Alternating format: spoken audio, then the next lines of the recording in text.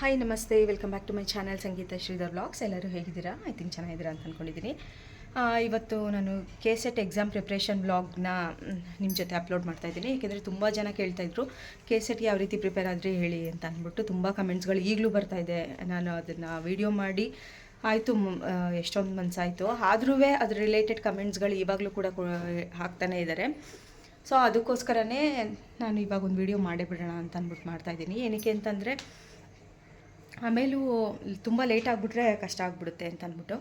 So ಇವಾಗ KCET application ಕರೆದಿದ್ದಾರಲ್ವ, so ಅದಕ್ಕೋಸ್ಕರನೇ so ಇವಾಗ ಈ ಒಂದು ವಿಡಿಯೋ ಮಾಡಿದ್ರೆ ಒಳ್ಳೆ ಸಿಚುಯೇಷನ್ ಅಂತ ಅನ್ನಿಸ್ತು. ಸೊ ಅದಕ್ಕೋಸ್ಕರನೇ ನಾನು ಲಾಸ್ಟ್ ವಿಡಿಯೋದಲ್ಲೇ ಹೇಳಿದ್ದೆ ಯಾವ ರೀತಿ ನಾನು ಪ್ರಿಪೇರ್ ಆಗಿದ್ದೆ ಅಂತ ಅಂದ್ಬಿಟ್ಟು. ಜಸ್ಟ್ ಸುಮ್ಮನೆ ಹಾಗೆ ಒಂದು ಹಿಂಟ್ ಕೊಟ್ಟಿದ್ದೆ ಅಷ್ಟೇ. ಬಟ್ ಅದ್ರ ಬಗ್ಗೆ ಡೀಟೇಲ್ಡ್ ವೀಡಿಯೋ ಮಾಡಿ ಅಂತ ಅಂದ್ಬಿಟ್ಟು ನಂಗೆ ಸಖತ್ ಕಮೆಂಟ್ಸ್ ಬರ್ತಾಯಿದೆ.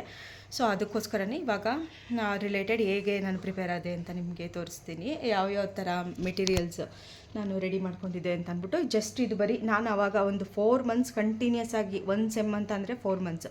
ಸೊ 1 ಸೆಮ್ ಕಂಟಿನ್ಯೂಸ್ ಆಗಿ ಇದಕ್ಕೆ ಅಂತಲೇ ನಾನು ಟೈಮ್ ಕೊಟ್ಟಿದ್ದೆ ಅಂತ ಹೇಳ್ಬೋದು. ಸೊ ಆ ಒಂದು 4 ಮಂತ್ಸಲ್ಲಿ ನಾನು ಏನೇನೆಲ್ಲ ರೆಡಿ ಆದೆ ಅಂತ ಅಂದ್ಬಿಟ್ಟು ಹೇಳ್ತಾ ಇರೋದು. ಸೊ ನೋಡಿ, ಈಗಲೂ ನಂಗೆ ಮಾತಾಡ್ಕೊಳ್ತಾ ಸ್ವಲ್ಪ ನನಗೆ ಹುಷಾರಿಲ್ಲ. ಸೊ ಅದಕ್ಕೋಸ್ಕರನೇ ಸೊ ಯಾವ ರೀತಿ ಪ್ರಿಪೇರ್ ಆದೆ ಅಂತ ನಿಮ್ಮ ಜೊತೆಗೆ ಶೇರ್ ಮಾಡ್ತೀನಿ. ಯಾಕೆಂದರೆ ಲಾಸ್ಟ್ ಕಮೆಂಟ್ಸ್ಗಳಲ್ಲೂ ಹೇಳ್ತಾಯಿದ್ರು ಪ್ಲೀಸ್ ಶೇರ್ ಮಾಡಿ ಯಾವ ರೀತಿ ಪ್ರಿಪೇರ್ ಆದ್ರಿ ಅಂತ ಅಂದ್ಬಿಟ್ಟು. ಸೊ ಅದಕ್ಕೋಸ್ಕರನೇ ನನಗೂ ಮನಸ್ಸು ತಡೀಲಿಲ್ಲ. ಸೊ ಅಟ್ಲೀಸ್ಟ್ ಹೆಂಗೆ ಪ್ರಿಪೇರ್ ಆದೆ ಅಂತನಾದರೂ ನಿಮಗೆ ಹೇಳ್ಬಿಟ್ರೆ ನಿಮಗೂ ಅಟ್ಲೀಸ್ಟ್ ಎಷ್ಟು ಜನಕ್ಕಾದರೂ ಉಪಯೋಗ ಆಗ್ಬೋದಲ್ವ ಅಂತ ಅಂದ್ಬಿಟ್ಟು ಅಷ್ಟೇ. ಸೊ ನನ್ನ ಚಾನಲ್ಗೆ ಇನ್ನೂ ಯಾರು ಸಬ್ಸ್ಕ್ರೈಬ್ ಆಗಿಲ್ಲ ಅಂತಂದರೆ ಪ್ಲೀಸ್ ಸಬ್ಸ್ಕ್ರೈಬ್ ಆಗಿ ಗೈಸ್. ಸೊ ಇವಾಗ ನಾನು ಯಾವ್ಯಾವ ಮೆಟೀರಿಯಲ್ಸ್ ಯಾವ ರೀತಿ ಓದಿದೆ ಅಂತ ಅಂದ್ಬಿಟ್ಟು ನಿಮಗೆ ಹೇಳ್ತೀನಿ. ಸೊ ನೋಡಿ, ಯಾವಾಗಲೂ ಅಷ್ಟೇ ನಾವು ಹಾರ್ಡ್ ವರ್ಕ್ ಎಷ್ಟು ಇಂಪಾರ್ಟೆಂಟು, ಸ್ಮಾರ್ಟ್ ವರ್ಕು ಕೂಡ ಅಷ್ಟೇ ನಮಗೆ ಮುಖ್ಯ ಅಂತ ಹೇಳ್ಬೋದು. ಏಕೆಂದರೆ ನಾವು ಯುದ್ಧ ಕಾಲದಲ್ಲಿ ನಾವು ಹಳೇದು ಎಲ್ಲ ಪುರಾಣಗಳನ್ನ ಓದ್ತೀವಿ ಅಂತಂದರೆ ಆಗೋದೇ ಇಲ್ಲ.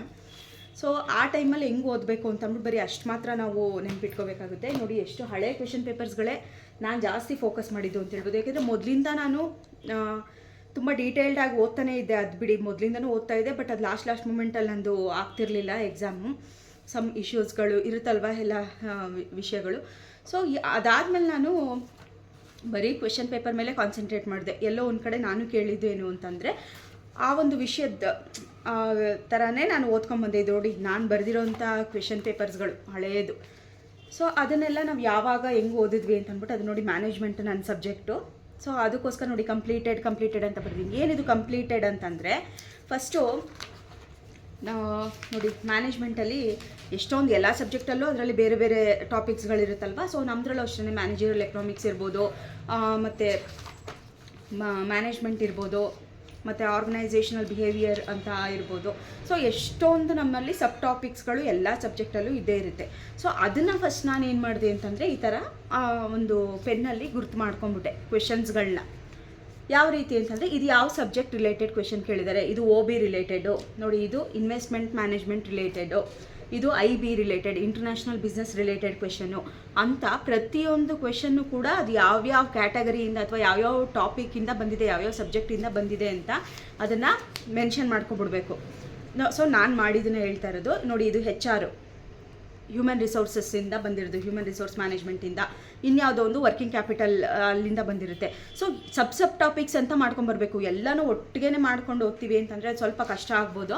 ಸೊ ನಾನು ಯಾವ ರೀತಿ ಟೆಕ್ನಿಕ್ ಯೂಸ್ ಮಾಡಿದೆ ಅಂದರೆ, ಇದೇ ನಿಜವಾಗ್ಲೂ ನನ್ನ ಕೈ ಹಿಡಿತು ಅಂತ ಹೇಳ್ಬೋದು. 4 ತಿಂಗಳು ನಂದಲ್ಲ ಅಂತ ನಾನು ಇದಕ್ಕೆ ಟೈಮ್ ಕೊಟ್ಟಿದ್ದೆ. ಅದು ರೀಸನ್ ಲಾಸ್ಟ್ ವೀಡಿಯೋದಲ್ಲಿ ನಾನು ಹೇಳಿದೆ. ಯಾಕೆ ಅಂತಂದರೆ, ಹೇಳಿದ್ನಲ್ಲ, ನನ್ನ ಕಾಲೇಜಲ್ಲಿ ಅಫಿಲಿಯೇಷನ್ ಕಮಿಟಿ ಬಂದಿದ್ದರು. ಸೊ ಯಾಕೆ ಪಾಸ್ ಆಗಿಲ್ಲ ಅಂತ ಅಂದ್ಬಿಟ್ಟು ಕ್ವೆಶನ್ ಮಾಡಿದ್ರು ಅಂತ. ಸೊ ಅವಾಗ ನಂಗೆ ತುಂಬ ಹರ್ಟ್ ಆಯಿತು. ನಾವು ಹಿಂದೆ ಏನು ಶ್ರಮ ಪಟ್ಟಿರ್ತೀವಿ ಅದು ಅವ್ರಿಗೆ ಗೊತ್ತಾಗಲ್ಲ, ರಿಸಲ್ಟ್ ಮಾತ್ರ ಅವ್ರನ್ನ ನೋಡೋದು. ಸೊ ಅದಕ್ಕೋಸ್ಕರನೇ ನಾನು ಅದನ್ನು ಚಾಲೆಂಜಾಗಿ ತೊಗೊಂಡು ನೆಕ್ಸ್ಟ್ ಸೆಮ್ಮಲ್ಲೇ ಅದನ್ನು ಪಾಸ್ ಮಾಡಿಬಿಟ್ಟೆ, ನೆಕ್ಸ್ಟ್ ಎಕ್ಸಾಮ್, ಕಮ್ಮಿಂಗ್ ಎಕ್ಸಾಮಲ್ಲೇ. ಸೊ ಆದರೆ ನೋಡಿ, ಅದ್ರ ಕತೆ ನೆಕ್ಸ್ಟ್ ಹೇಳೋಣ.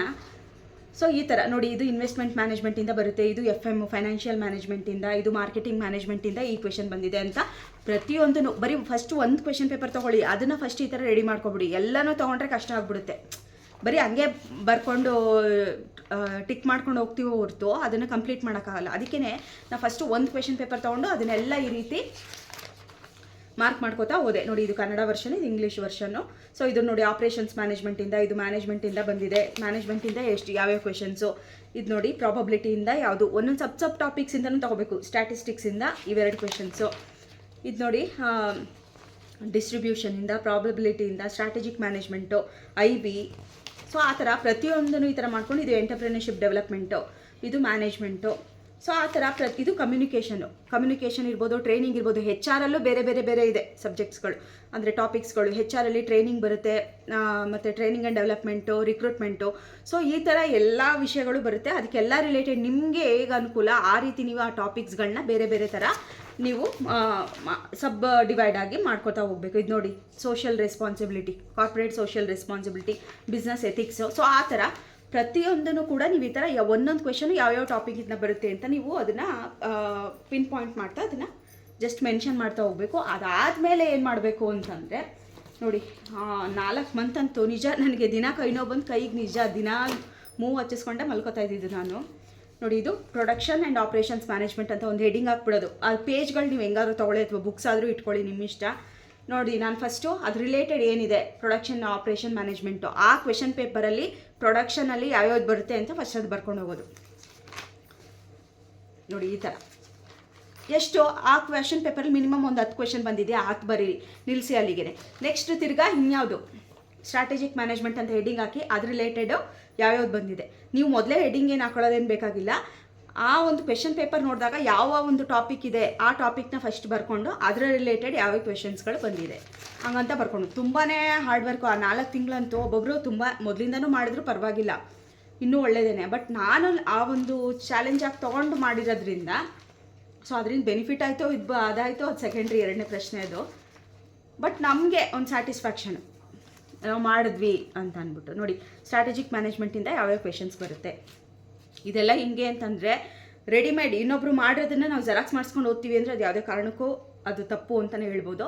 ಯಾವಾಗಲೂ ಅಷ್ಟೇ ನಾವು ಓದಿ ಅಥವಾ ನಾವು ಹಾರ್ಡ್ ವರ್ಕ್ ಮಾಡಿ ಬರಿಬೇಕು. ಅದಕ್ಕೆ ಹೇಳೋದು, ನಾವು 3 ಸರಿ ಓದೋದಕ್ಕಿಂತ 1 ಸರಿ ಬರೆಯೋದು ವಾಸಿ ಅಂತ ಅಂತಾರಲ್ವ. ಸೊ ಆ ಥರ ನಾವು ಬರೆದು ಕಲಿಬೇಕು, ಆವಾಗಲೇ ಅದು ನಮ್ಮ ತಲೆಯಲ್ಲಿ ಉಳ್ಕೊಳ್ಳೋಕೆ ಸಾಧ್ಯ. ನೋಡಿ, ಇಡಿ ಎಂಟರ್ಪ್ರಿನರ್ಶಿಪ್ ಡೆವಲಪ್ಮೆಂಟ್ ಲಾಸ್ಟ್ ಮೂಮೆಂಟಲ್ಲಿ ಬರೆಯೋಕ್ಕೆ ಸಾಧ್ಯನಾ ಅಂತ ಅನ್ಬೋದು. ಬರೆದ್ರೇ ಅದು ಗೊತ್ತಾಗೋದು ನಮಗೆ. ಲಾಸ್ಟ್ ಒಂದು 4 ಮಂತ್ಸ್ ಇರಲಿ, ಒಂದು 6 ಮಂತ್ಸ್ ಗ್ಯಾಪ್ ಇರಲಿ, ಬರೆದ್ರೇ ನಮ್ಗೆ ಅದು ಅರ್ಥ ಆಗೋದು. ಅಟ್ಲೀಸ್ಟ್ ನಮಗೆ ಆ ಗ್ರೂಪಿಂದ ಯಾವ್ಯಾವ ಥರ ಕ್ವೆಶನ್ಸ್ ಬಂದಿದೆ ಅಥವಾ ರಿಪೀಟೆಡ್ ಏನು ಬಂದಿದೆ ಅಥವಾ ಆ ಟಾಪಿಕಲ್ಲಿ ಏನೇನೆಲ್ಲ ಅವರು ಅನಾಲಿಸಿಸ್ ಮಾಡಿ ಕೇಳ್ಬೋದು. ನೋಡಿ, ಇದು ಎಂಟರ್ಪ್ರಿನರ್ಶಿಪ್ ಡೆವಲಪ್ಮೆಂಟಿಂದ. ಸೊ ಇದು ಅಂತೂ ಇಂಪಾರ್ಟೆಂಟ್ ನಮಗೆ. ಸೊ ಬಂದೇ ಬರುತ್ತೆ. ಸೊ ಅದರಲ್ಲಿ ಯಾವ್ಯಾವುದೆಲ್ಲ ಕ್ವೆಶನ್ಸ್ ಬಂದಿದೆ ಅದನ್ನೆಲ್ಲ ಈ ಗ್ರೂಪಲ್ಲಿ ಕೇಳ್ತಾ ಹೋಗೋದು. ಇದರಲ್ಲಿ ಆಲ್ಮೋಸ್ಟ್ ನಮಗೆ ಕಡಿಮೆನೇ ನೋಡಿ, ಪೇಜಸ್ ಕಡಿಮೆನೇ ಆಗಿದೆ. ನಾನು ಆಲ್ಮೋಸ್ಟ್ ಇನ್ನೂ ಫುಲ್ ಮಾಡೋಕ್ಕಾಗಿಲ್ಲ ನನ್ನ ಕೈಲಿ. ಎಷ್ಟು ಪೇಪರ್ಸ್ ಆಯಿತು ಅಷ್ಟನ್ನು ನಾನು ಆಲ್ಮೋಸ್ಟ್ ಮಾಡಿದ್ದೀನಿ ಅಂತ ಹೇಳ್ಬೋದು. ಸೊ ನೋಡಿ, ಇದು ಎಥಿಕ್ಸ್ ಮತ್ತು ಕಾರ್ಪೊರೇಟ್ ಗವರ್ನೆನ್ಸ್. ಸೊ ಇದರಲ್ಲಿ ಸ್ವಲ್ಪ ಕಡಿಮೆನೇ ಕ್ವೆಶನ್ಸ್ಗಳು ಬರುತ್ತೆ. ಸೊ ಅದಕ್ಕೆ ಅವೆರಡು ಸೇರಿಸಿ ಒಂದು ಗ್ರೂಪ್ ಮಾಡಿಬಿಟ್ಟಿದ್ದೀನಿ. ಸೊ ಅದರಲ್ಲಿ ಯಾವ್ಯಾವುದೆಲ್ಲ ಕ್ವೆಶನ್ಸ್ ಇಲ್ಲೇನು ಯಾವ ವರ್ಷದಲ್ಲಿ ಕೇಳಿದ್ರು ಅಂತೇನು ಮೆನ್ಷನ್ ಮಾಡ್ಕೊಳ್ಳೋದೇನು ಬೇಕಾಗಿಲ್ಲ. ಜಸ್ಟ್ ಯಾವ ರೀತಿ ಕ್ವೆಶನ್ಸ್ಗಳು ಬಂದಿದೆ ಅಂತ ನೋಡಬೇಕು. ನೋಡಿ, ಈ ಥರ ಮ್ಯಾಚ್ ದ ಫಾಲೋಯಿಂಗ್ ಇರ್ಬೋದು, ಡೈರೆಕ್ಟ್ ಕ್ವೆಶನ್ಸ್ ಇರ್ಬೋದು. ಸೊ ಆ ಥರನಾದರೂ ಇರ್ಬೋದು. ನೋಡಿ, ಇದು ಮಾರ್ಕೆಟಿಂಗ್ ಮ್ಯಾನೇಜ್ಮೆಂಟು. ಇದರಲ್ಲಿ ಜಾಸ್ತಿ ಕೇಳ್ತಾರೆ ನಮ್ಮದ್ರಲ್ಲಿ, HR, FM, ಮಾರ್ಕೆಟಿಂಗು. ಸೊ ಇದರಲ್ಲಿ ಜಾಸ್ತಿ ಕ್ವೆಶನ್ಸ್ಗಳಿರುತ್ತೆ. ಆ ಮಾರ್ಕೆಟಿಂಗ್ ಮ್ಯಾನೇಜ್ಮೆಂಟ್ ನೋಡಿ, ಅದರಲ್ಲೂ ಬೇರೆ ಇದೆ. ಅದರಲ್ಲೂ ನೋಡಿ, ಮಾರ್ಕೆಟಿಂಗ್ ಮ್ಯಾನೇಜ್ಮೆಂಟಲ್ಲಿ ಪ್ರೈಸಿಂಗಲ್ಲಿ ಬೇರೆ ಕೇಳ್ತಾರೆ. ಸೊ ಇವೆಲ್ಲ ನಾನು ಬರೆದಾದ್ಮೇಲೆ ಎಕ್ಸಾಮೆಲ್ಲ ಆದಮೇಲೆ ಪಿನ್ ನೋಡ್ದಿಟ್ಟಿರೋದು. ಇದನ್ನು ಮೊದಲೆಲ್ಲ ಹೆಂಗೆ ಅಂತಂದರೆ ಅದನ್ನೇ ಬೇರೆ ಬೇರೆ ಬೇರೆ ಇದನ್ನು ಏನಂತಾರೆ ಗುಂಡು ಪಿನ್ ಚುಚ್ಚಿ ಇಟ್ಟಿದೆ. ಯಾಕೆಂದರೆ ನೆಕ್ಸ್ಟು ಅದ್ರ ಬಗ್ಗೆ ಏನೇ ಕ್ವೆಶನ್ಸ್ ಕೇಳಿದ್ರೆ ನೆಕ್ಸ್ಟ್ ಪೇಜಲ್ಲಿ ಬರೆದ್ಬಿಟ್ಟು ಅದಕ್ಕೆ ಆ್ಯಡ್ ಆನ್ ಮಾಡೋದ ಅಂತ ಅಂದ್ಬಿಟ್ಟು. ನೋಡಿ, ಪ್ರೈಸಿಂಗಲ್ಲಿ ಯಾವ್ಯಾವ್ದು ಕೇಳಿದ್ದಾರೆ. ಅಡ್ವರ್ಟೈಸಿಂಗಲ್ಲಿ ಅದೇ ಬೇರೆ ಒಂದು ಟಾಪಿಕ್ ಮಾಡಿದೆ ನೋಡಿ, ಅಡ್ವರ್ಟೈಸಿಂಗ್ ಅದೇ ಒಂದು ಬೇರೆ ಪೇಜಲ್ಲಿ. ಸೊ ಎಷ್ಟು ಬರುತ್ತೆ ಅಟ್ಲೀಸ್ಟ್ ಅಡ್ವರ್ಟೈಸನ್ ಆ್ಯಂಡ್ ಪ್ರಮೋಷನಲ್ಲಿ ಯಾವ ರೀತಿ ಕೇಳ್ತಾರೆ. ಮಾರ್ಕೆಟಿಂಗ್ ಚಾನಲ್ಸ್ ಆ್ಯಂಡ್ ಸೆಗ್ಮೆಂಟೇಷನ್ ಅದನ್ನೊಂದು ಗ್ರೂಪ್ ಮಾಡಿದೆ. ಬ್ರ್ಯಾಂಡ್ ರಿಲೇಟೆಡ್ ಏನೇನೆಲ್ಲ ಕ್ವೆಶನ್ಸ್ ಬರುತ್ತೆ ಅದು. ಸೊ ಈ ಥರ ಆ ರಿಲೇಟೆಡ್ ಇವೆಲ್ಲ ಮಾರ್ಕೆಟಿಂಗ್ಗೆ ಸೇರಿದ್ದು. ಅದಕ್ಕೆ ಇದನ್ನೆಲ್ಲ ಸೇರಿಸಿ ಒಂದು ಗ್ರೂಪ್ ಮಾಡಿ ಲಾಸ್ಟಲ್ಲಿ ಒಂದು ಪಿನ್ ನೋಡ್ದಿಟ್ಟಿದ್ದೀನಿ. ಸೊ ನೋಡಿ, ರಿಟೇಲ್ ಮಾರ್ಕೆಟಿಂಗ್ ಬಗ್ಗೆ, ಮತ್ತು ಇದು buying behaviour, consumer buying behaviour ಬಗ್ಗೆ. ಸೊ ಇದ್ರ ಬಗ್ಗೆನೂ ಕೇಳ್ತಾರೆ. ಸೊ ಇದು ನೋಡಿ, ಗೊತ್ತಿಲ್ಲದೇ 2 ಸರಿ ಬರೆದುಬಿಟ್ಟಿದೆ ಇದನ್ನು. ಮತ್ತು ಪ್ರಾಡಕ್ಟ್ ಬಗ್ಗೆ ಕೇಳ್ತಾರೆ. ಸೊ ಕಾಮರ್ಸ್ ಅಥವಾ ಮಾರ್ಕೆಟಿಂಗು. ಸೊ ಇದ್ರ ಬಗ್ಗೆ ಸ್ವಲ್ಪ ಕಡಿಮೆನೇ ಕ್ವೆಶನ್ಸ್ ಇದ್ದಿದ್ದು. ಸೊ ಈ ಥರ ನಮಗೆ ಯಾವ್ಯಾವುದೆಲ್ಲ ಒಂದು ಸಬ್ ಪಾಯಿಂಟ್ಸ್ಗಳು ಬರುತ್ತೆ ಆ ಥರ ಬರ್ಕೊಂಡು ಹೋಗೋದು. ನೋಡಿ, ಇದು FM ಬಗ್ಗೆ, ಫೈನಾನ್ಷಿಯಲ್ ಮ್ಯಾನೇಜ್ಮೆಂಟು. ಅದರಲ್ಲಿ ಕ್ರೆಡಿಟ್ ಪಾಲಿಸಿ ಅದು ಇದು FM ಬಗ್ಗೆ ಏನೇನೆಲ್ಲ ಕೇಳ್ತಾರೆ. ಸೊ ಅದನ್ನೆಲ್ಲ ನಾನು FM ರಿಲೇಟೆಡ್ ಎಲ್ಲ ವಿತ್ ಆನ್ಸರ್ ಸಮೇತ, ಸುಮ್ಮನೆ ಬರ್ಕೊಳ್ಳೋದಲ್ಲ, ವಿತ್ ಆನ್ಸರ್ ಟಿಕ್ ಮಾರ್ಕ್ ಮಾಡ್ಕೋಬೇಕು. ಅದನ್ನು ನೀವು ಸರ್ಚ್ ಮಾಡ್ತಿರೋ ಅಥವಾ ಲಾಸ್ಟ್ ಕ್ವೆಶನ್ ಪೇಪರಲ್ಲಿ ಅದಕ್ಕೆ ಆನ್ಸರ್ ಕೊಟ್ಟಿರ್ತಾರಲ್ಲ, ಕೀ ಆನ್ಸರ್ ಬಿಟ್ಟಿರ್ತಾರಲ್ಲ, ಅದರಲ್ಲಿ ನೋಡ್ಕೊಂಡು ಮಾಡ್ತಿರೋ.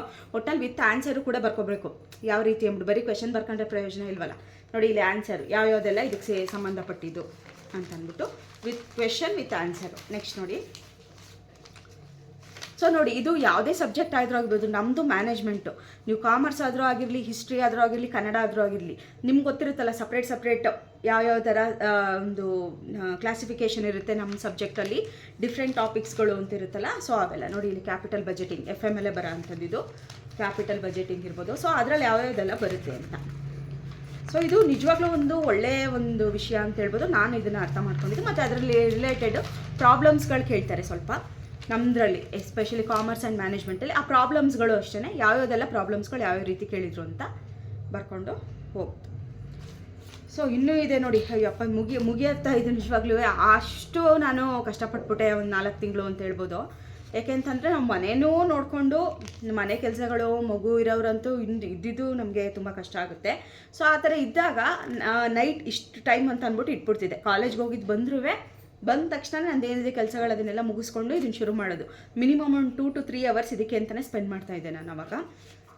ನೋಡಿ ಇದು IB ಇಂಟರ್ನ್ಯಾಷನಲ್ ಬಿಸ್ನೆಸ್ಸು. ಸೊ ಅದರಲ್ಲಿ ಯಾವುದೆಲ್ಲ ವಿತ್ ಆನ್ಸರು ನೋಡಿ, ಟಿಕ್ ಮಾರ್ಕ್ ಮಾಡ್ತಿರೋ ಅಥವಾ ರೆಡ್ಡಿಂಕಲ್ಲಿ ನೀವು ಸಪ್ರೇಟಾಗಿ ಒಂದು ಆನ್ಸರ್ನ ಬರೀತಿರೋ ಅದು ನಿಮ್ಮ ಕನ್ವೀನಿಯೆಂಟಿಗೆ ಬಿಟ್ಟಿದ್ದು. ನಾನು ಆದಷ್ಟು ರೆಡ್ ಆ್ಯಂಡ್ ಬ್ಲ್ಯಾಕ್ ಯೂಸ್ ಮಾಡಿಕೊಂಡು ಬರೆದಿದ್ದೆ. ಮತ್ತು ಫಾರಿನ್ ಎಕ್ಸ್ಚೇಂಜಲ್ಲಿ ಯಾವ್ದು ಕೇಳಿದರು, IBನಲ್ಲಿ ಬೇರೆ ಬೇರೆ ಇರುತ್ತಲ್ವ, ಫಾರಿನ್ ಎಕ್ಸ್ಚೇಂಜ್ ಇರ್ಬೋದು, ಬೇರೆ ಬೇರೆ ಥರ ಟಾಪಿಕ್ಸ್ಗಳು. ಸೊ ಅವನ್ನೆಲ್ಲ ಸೊ ಆ ಥರ. ಅದಾದಮೇಲೆ ಇಂಟರ್ನ್ಯಾಷನಲ್ ಆರ್ಗನೈಸೇಷನ್ಸ್ಗಳಿರ್ತಾವಲ್ಲ, WTO ಅವೆಲ್ಲ ರಿಲೇಟೆಡ್ಗಳು, ಅದನ್ನೆಲ್ಲ ಒಂದು ಲಿಸ್ಟ್ ಮಾಡ್ಕೊಳ್ಳೋದಿರ್ಬೋದು. ನೋಡಿ ಇದು ಇಂಡಸ್ಟ್ರಿಯಲ್ ರಿಲೇಷನ್, ಫ್ಯಾಕ್ಟ್ರೀಸ್ ಆ್ಯಕ್ಟ್ ಬರುತ್ತಲ್ಲ. ಸೊ ಇದು ಇತ್ತೀಚೆಗೆ ಸ್ವಲ್ಪ ಕಡಿಮೆ ಆಗಿದೆ ಇದ್ರ ಬಗ್ಗೆ ಕ್ವೆಶನ್ಸ್ ಕೇಳೋದು, ಮೊದಲಿತ್ತು. ಸೊ ಯಾವುದಕ್ಕೂ ಇರಲಿ ಅಂದ್ಬಿಟ್ಟು ನಾನು ಯಾವ ಕ್ವೆಶನ್ ಪೇಪರ್ಸ್ನ ರೆಫರ್ ಮಾಡಿದೆ. ಸೊ ಆವಾಗಲೇ ಇದನ್ನು ಕೂಡ ನಾನು ಬರ್ಕೊಂಡ್ಬಿಟ್ಟಿದ್ದೆ. ಇಂಡಸ್ಟ್ರಿಯಲ್ ರಿಲೇಷನ್ಸು ಅಥವಾ ಅದರಲ್ಲಿ ಫ್ಯಾಕ್ಟ್ರಿ ಅಥವಾ ಲೇಬರ್ ಲೆಜಿಸ್ಲೇಷನ್ ಇರ್ಬೋದು.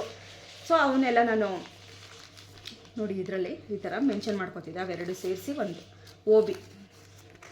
ನೋಡಿ OBನಲ್ಲೂ ಬೇರೆ ಬೇರೆ ಟಾಪಿಕ್ಸ್ಗಳಿದೆ. ಯಾಕೆಂದರೆ ನಮ್ಗೆ ಗೊತ್ತಾಗಬೇಕಲ್ವಾ, ಬರೀ ಡೈರೆಕ್ಟ್ OB ಮೇಲೆ ಕ್ವೆಶನ್ ಕೇಳಿದ್ರೆ ಇಲ್ಲಿ ಬರ್ಕೋತಾ ಇದ್ದೆ. ನೆಕ್ಸ್ಟು ನೋಡಿ OBನಲ್ಲಿ ಕಾನ್ಫ್ಲಿಕ್ಟ್ ಇದೆ, ಕಾನ್ಫ್ಲಿಕ್ಟ್ ಬಗ್ಗೆ ಕೇಳಿದ್ರೆ, ಪರ್ಸ್ನಾಲಿಟಿ ಬಗ್ಗೆ ಕೇಳಿದ್ರೆ ಅಲ್ವಾ. ಸೊ ಅಥವಾ ಆರ್ಗನೈಸೇಷನಲ್ ಕಲ್ಚರ್ ಬಗ್ಗೆ ಕೇಳಿದ್ರೆ ನೋಡಿ ಇದ್ರ ಬಗ್ಗೆ ಒಂದೇ ಕ್ವೆಶನ್ ಬಂದಿರೋದು. ಸೊ ಆ ಥರ ಆದಾಗ ನಮ್ಗೆ ಗೊತ್ತಾಗುತ್ತೆ ಯಾವುದಕ್ಕೆ ಎಷ್ಟು ಟೈಮ್ ಕೊಟ್ಟು ಓದಬೇಕು, ಅದು ನಮಗೆ ಗೊತ್ತಾಗುತ್ತೆ ಅಂತ ಹೇಳ್ಬೋದು. ಯಾವುದಕ್ಕೆ ಎಷ್ಟು ಟೈಮ್ ಕೊಡಬೇಕು, ಯಾವ ಕ್ವೆಶನ್ಸ್ ಜಾಸ್ತಿ ರಿಪೀಟ್ ಆಗಿದ್ರೆ ಅದ್ರ ಬಗ್ಗೆ ನಾವು ಸ್ಟಡಿ ಮಾಡಬೇಕು. ಬರೀ ಇಷ್ಟನ್ನೇ ಬಿಟ್ಬಿಡೋದಲ್ಲ, ಅದ್ರ ಬಗ್ಗೆ ಸ್ವಲ್ಪ ಫೋಕಸ್ ಮಾಡಿ ನಾವು ಅದ್ರದ್ದು ಸ್ವಲ್ಪ ರೂಟ್ನ ತಿಳ್ಕೊಬೇಕು ಅಂತ ಅರ್ಥ. ಈಗ ನೋಡಿ ಯಾವುದೋ ಒಂದು ಕ್ವೆಶನ್ ಕಡಿಮೆ ತುಂಬಾ ಲೀಸ್ಟ್ಗಳಿದೆ ಅಂದರೆ ನಾವು ಅದ್ರ ಬಗ್ಗೆ ತಲೆ ಕೆಡಿಸ್ಕೊಳ್ಳೋ ಅಗತ್ಯ ಏನಿಲ್ಲ. ನೋಡಿ ಇದು HRM. ನೋಡಿ HRMಲ್ಲೂ ಅಷ್ಟೇ ತುಂಬಾ ಇದೆ. ಡೈರೆಕ್ಟ್ HRM ಬಗ್ಗೆ ಕೇಳಿದ್ರೆ ನಾವು ಡೈರೆಕ್ಟಾಗಿ ಇಲ್ಲೇ ಎಂಟ್ರಿ ಮಾಡ್ಕೋತಾ ಹೋಗ್ತಾ ಇದೆ. ಒಂದಾದ್ಮೇಲೆ ಒಂದು ಕ್ವೆಶನ್ಸ್ಗಳನ್ನ ಬರ್ಕೊಂಡು ಹೋಗ್ತಾ ಇರಬೇಕು. ಅದಾದಮೇಲೆ ದಿನ ಅದನ್ನು ನಾವು ಏನು ಬರೆದ್ವಿ ಅದನ್ನು ರೆಫರು ಮಾಡಬೇಕು. ಬರೆದ್ಬಿಟ್ಟು ಮುಚ್ಚಿಟ್ಬಿಟ್ರೆ ಆಗಲ್ಲ. ನೋಡಿ ಅದಾದಮೇಲೆ ಇದು ಬೋನಸ್ಸು, ಪೇಮೆಂಟು, ಇನ್ಸೆಂಟಿವು ಅದ್ರ ಬಗ್ಗೆ ಇರೋದು. ಸೊ ಇದೆಲ್ಲ HRಲ್ಲೇ ಬರೋದಲ್ವಾ. Next training. ನೋಡಿ ಇದು ಇಂಟರ್ವ್ಯೂ ಇರ್ಬೋದು. ಸೊ ಇಂಟರ್ವ್ಯೂನಲ್ಲಿ ಡಿಫ್ರೆಂಟ್ ಟೈಪ್ಸ್ ಆಫ್ ಇಂಟರ್ವ್ಯೂಸ್ ಇರ್ಬೋದು. ಸೊ ಮತ್ತು ರಿಕ್ರೂಟ್ಮೆಂಟು, ಸೊ ಪ್ರೊಸೀಜರು, ಅದ್ರದ್ದು ಪರ್ಫಾರ್ಮೆನ್ಸ್ ಅಪ್ರೈಸಲ್ಲು. ಸೊ ಇವೆಲ್ಲ ನೋಡಿ ರಿಕ್ರೂಟ್ಮೆಂಟ್ ಬಗ್ಗೆ ನನಗೆ ಇಷ್ಟೂ ಒಂದು 20-30 ಕ್ವೆಶನ್ ಪೇಪರ್ಗಳನ್ನ ರೆಫರ್ ಮಾಡಿ ನಾನು ಬರೆದಿರೋದು. ಸೊ ಅದರಲ್ಲಿ ಬರೀ ಒಂದೇ ಒಂದು ಪಾಯಿಂಟ್ ಇದರಲ್ಲಿ ಕೇಳೋರೆ ಅಂತಂದರೆ ಸ್ವಲ್ಪ ಆದಷ್ಟು ನಾನು ಅದ್ರ ಮೇಲೆ ಕಾನ್ಸಂಟ್ರೇಷನ್ ಕಡಿಮೆ ಮಾಡಬೇಕು. ಯಾಕೆಂದರೆ ಅದು ನಮ್ಗೆ ಇಂಪಾರ್ಟೆಂಟ್. ಬೇಡದೇ ಇರೋದಕ್ಕೆ ನಾವು ಜಾಸ್ತಿ ಟೈಮ್ ಕೊಟ್ಟು, ಬೇಕಾಗಿರೋದಕ್ಕೆ ನಾವು ಕಡಿಮೆ ಟೈಮ್ ಕೊಟ್ಟು ನೀವು ಎಷ್ಟೇ ತಿಳ್ಕೊಂಡ್ರು ರಿಸಲ್ಟ್ ಏನು ಅನ್ನೋದು ಇಂಪಾರ್ಟೆಂಟ್ ಅಷ್ಟೇ. ಈಗ ಎಷ್ಟೊಂದು ಜನ ನಾನು ಪ್ರಾಬ್ಲಮ್ ಮಾಡ್ತೀನಿ ಕ್ವೆಶನ್ ಪೇಪರಲ್ಲಿ, ಪ್ರಾಬ್ಲಮ್ಸ್ ಕೇಳಿರ್ತಾರೆ. ಪ್ರಾಬ್ಲಮ್ಸಲ್ಲಿ ನಾನು ಪರಿಣಿತೆ ಅಂತ ಅಂದ್ಬಿಟ್ಟು ನೀನು ಬರೀ ಪ್ರಾಬ್ಲಮ್ಮೇ ಮಾಡ್ಕೊಂಡು 10 ನಿಮಿಷ ವೇಸ್ಟ್ ಮಾಡಿಬಿಟ್ರೆ, ನೀನು ಪ್ರಾಬ್ಲಮ್ ಮಾಡಿದ್ಯಾ ಅಂದ್ಬಿಟ್ಟು ನಿನ್ಗೆ ಆ ಕ್ವೆಶನ್ಗೆ 5 ಮಾರ್ಕ್ಸ್ ಕೊಟ್ಬಿಡಲ್ಲ. ಸೊ ಅದ್ರ ಬದಲು ಏನು ಮಾಡ್ತಾರೆ ಅವರು, ಆ ಕ್ವೆಶನ್ಗೆ ಇರೋದು 2 ಮಾರ್ಕ್ಸ್ ಅಂದರೆ ಆ ಒಂದು ಕ್ವೆಶನ್ಗೆ ನಮಗೆ ಅವರು 2 ಮಾರ್ಕ್ಸ್ ಅಲಾಟ್ ಮಾಡೋದು. ಸೊ ಅದಕ್ಕೋಸ್ಕರ ಆ ಟೈಮಲ್ಲಿ ನಾವು ಇದರಲ್ಲಿ ಪರಿಣಿತರು ಅಂತ ಅನ್ನಿಸ್ಕೊಂಡು ನಾವು ಸ್ಯಾಟಿಸ್ಫ್ಯಾಕ್ಷನ್ ಮಾಡ್ಕೊಳ್ಳೋದಕ್ಕಿಂತ ಯಾವುದು ಬೇಗ ನಾವು ಕ್ಲಿಯರ್ ಮಾಡ್ಬೋದು, ಅದಕ್ಕಿರೋ 2 ಮಾರ್ಕ್ಸ್ ಅಂತಂದರೆ ನೀವು ಬೇಗ ಯಾವುದು ಸಾಲ್ವ್ ಮಾಡ್ಬೋದು ಅದ್ರ ಬಗ್ಗೆ ಯೋಚನೆ ಮಾಡಿ. ಟೈಮ್ ಇದ್ದರೆ ನೀನು ಪ್ರಾಬ್ಲಮ್ ಮಾಡ್ಕೊಂಡು ಇನ್ನು ಟೈಮ್ನ ಅಲ್ಲಿ ಸ್ಪೆಂಡ್ ಮಾಡ್ಬೋದು. ಸೊ ಆ ಥರ ನಾ ಪ್ರಾಬ್ಲಮ್ಮೇ ಫಸ್ಟ್ ಮಾಡ್ಬಿಡ್ತೀನಿ ನನಗೆ ಗೊತ್ತು ಅಂದ್ಬಿಟ್ಟು ನೀನು ಅಲ್ಲೇ ಅರ್ಧ ಗಂಟೆ 1/4 ಗಂಟೆ ವೇಸ್ಟ್ ಆಗಿಬಿಟ್ರೆ ಕಷ್ಟ ಆಗುತ್ತೆ. ನೋಡಿ ಇದು ಮ್ಯಾನೇಜ್ಮೆಂಟ್ ಬಗ್ಗೆ, ಇದು ಮ್ಯಾನೇಜ್ಮೆಂಟ್ ಡೈರೆಕ್ಟ್ ಕ್ವೆಶನ್ಸ್ ಇರ್ಬೋದು. ಅಥವಾ ಇವಾಗ ನೋಡಿ ಇದು ಯಾವುದೋ ಒಂದು ಸರಿ, ಇದು ಮೊದಲೇ ಎಲ್ಲದಕ್ಕಿಂತ ಮುಂಚೆ ಒಂದು ಸರಿ ಇದು ಹೇಳ್ತೀನಿ ನೋಡಿ. ಇದೊಂದು ಮ್ಯಾನೇಜರಿಯಲ್ ಎಕನಾಮಿಕ್ಸು. ಸೊ ಅದ್ರ ರಿಲೇಟೆಡು ಅಷ್ಟೇ. ಏನೇನೆಲ್ಲ ಕೇಳಿದರು, ಬರೀ ಇಂಪಾರ್ಟೆಂಟ್ ಮಾತ್ರ. ಯಾಕೆಂದರೆ ಒಂದೊಂದು ಸಬ್ಜೆಕ್ಟ್ಗಳು ನಮಗೆ ಸ್ವಲ್ಪ ಕಷ್ಟ ಅನ್ನಿಸ್ಬಿಡ್ಬೋದು. ಸೊ ಅದಕ್ಕೋಸ್ಕರ ಅದು ಬರೀ ಜಸ್ಟು ಯಾವ್ಯಾವುದೆಲ್ಲ ಇಂಪಾರ್ಟೆಂಟ್ ಬರುತ್ತೆ ಅಂತ ರೆಫರ್ ಮಾಡ್ಕೊಂಡ್ರೆ ಸಾಕು. ಸೊ ನೋಡಿ, ಇದು ಯಾವುದೋ ಒಂದು KSET 2020 ಆ ಒಂದು ಕ್ವೆಶನ್ ಪೇಪರ್ದು. ಇದು ಈ ಸರಿ ಬರೆದಿದ್ದಲ್ಲ, ಮೊದಲೇ ಅದು ಯಾವಾಗಲೂ ಒಂದು ಸರಿ ನಾನೇ ಬರೆದಿಟ್ಬಿಟ್ಟಿದ್ದೆ 2020 ಬರೀ ಅದೊಂದು ಪೇಪರ್ ಮಾತ್ರ ಬರೆದಿಟ್ಟಿದೆ. ಇದನ್ನು ಡಿಫ್ರೆಂಟ್ ಕ್ಯಾಟಗರಿ ಮಾಡಿರಲಿಲ್ಲ, ಡೈರೆಕ್ಟಾಗಿ ಆ ಕ್ವೆಶನ್ ಪೇಪರ್ ಪೂರ್ತಿ ಸಾಲ್ವ್ ಮಾಡಿದೆ ನಾನು. ನೋಡಿ, ಈ ಥರ ಫಸ್ಟ್ ಕ್ವೆಶನ್ ಯಾವುದು, ಅದಕ್ಕೆ ಆನ್ಸರು, ಸೆಕೆಂಡ್ ಕ್ವೆಶನು ಅದಕ್ಕೆ ಆನ್ಸರು. ಸೊ ನೀವು ಈ ಥರ ಇದ್ದಾಗ ನೀವು ಆಪ್ಷನ್ಸ್ಗಳು ಬರ್ಕೋಬೋದು. ಇಲ್ಲ ಟೈಮ್ ಜಾಸ್ತಿ ಹಿಡಿಯುತ್ತೆ, ಪೇಜ್ ಜಾಸ್ತಿ ಹಿಡಿಯುತ್ತೆ ಅಂತಂದರೆ ಅದಕ್ಕೆ ಆಪ್ಷನ್ಸ್ ಬರೀದೇ ಇದ್ರೂ ಪರವಾಗಿಲ್ಲ, ಡೈರೆಕ್ಟ್ ಆನ್ಸರ್ ಬರ್ಕೊಂಡ್ರೂ ಪರವಾಗಿಲ್ಲ. ಸೊ ನೋಡಿ, ಈ ಥರ. ಸೊ ಇದು ಅದೊಂದು ಕ್ವೆಶನ್ ಪೇಪರ್ನ ಸಪ್ರೇಟಾಗಿ ಬರೆದ್ಬಿಟ್ಟಿದೆ. ಸೊ ನೋಡಿ, KSET 2020 ಮ್ಯಾನೇಜ್ಮೆಂಟ್. ಸೊ ಅದಕ್ಕೋಸ್ಕರನೇ ನಾವು ಇದನ್ನು ಮತ್ತೆ ಏನು ಬರೆಯೋಕ್ಕೆ ಹೋಗಲಿಲ್ಲ, ಆಲ್ರೆಡಿ ಬರೆದಿದ್ನಲ್ಲ ಅಂದ್ಬಿಟ್ಟು ಇದೊಂದನ್ನು ಹಂಗೆ ಇಟ್ಕೊಂಬಿಟ್ಟೆ. ನೋಡಿ, ಇದು ಅದೊಂದು ಕ್ವೆಶನ್ ಪೇಪರ್ ಸಪ್ರೇಟಾಗಿ ಇದರಲ್ಲಿದೆ ನಂದು. ಸೊ ನಾನು ಮೊದಲೇ ಹೇಳ್ದಂಗೆ ನೋಡಿ, ಇದು ಮಾತ್ರ ಏನು ಅಂತಂದರೆ GK ರಿಲೇಟೆಡ್, ಜನರಲ್ ಆಗಿ ಯಾವ್ದು ಕೇಳ್ಬೋದು, ಯಾವುದು ಸಬ್ಜೆಕ್ಟ್ ರಿಲೇಟೆಡ್ ಅಲ್ಲ, ಅಥವಾ ಇವಾಗ ಏನು ನಡೀತಾ ಇದೆ ಆ ಒಂದು ರಿಲೇಟೆಡ್, ಅಥವಾ ಯಾವುದೋ ಒಂದು ಕಂಪನಿ CEO ಬಗ್ಗೆ ಕೇಳ್ತಾರೆ, ಅಥವಾ ಯಾರೋ ಒಬ್ಬರು ಕಂಪನಿ CEO ಏನೋ ಒಂದು ವರ್ಡಿಂಗ್ ಹೇಳಿರ್ತಾನೆ. ಸೊ ಅದನ್ನು ಯಾರು ಹೇಳಿದ್ರು, ಸೇಯಿಂಗ್ಗೆ ಕೊಟ್ಬಿಟ್ಟು ಇದನ್ನು ಯಾರು ಹೇಳಿದ್ರು ಅಂತ ಕೇಳೋದಿರ್ಬೋದು. ಸೊ ಆ ಥರ ನೋಡಿ, ಇಲ್ಲೇ ಫೋರ್ಡ್ ಕಂಪ್ನಿ ಓನರು ಯಾವುದೋ ಒಂದು ಸೆಂಟೆನ್ಸ್ ಹೇಳಿದ್ದ. ಸೊ ಅದನ್ನು ಯಾರು ಹೇಳಿದ್ದಾರೆ ಅಂದ್ಬಿಟ್ಟು ಆಪ್ಷನ್ಸ್ ಕೊಟ್ಟಿರ್ತಾರೆ, ನಾವು ಅದನ್ನು ಸೆಲೆಕ್ಟ್ ಮಾಡೋದು. ಸೊ ಆ ಥರ.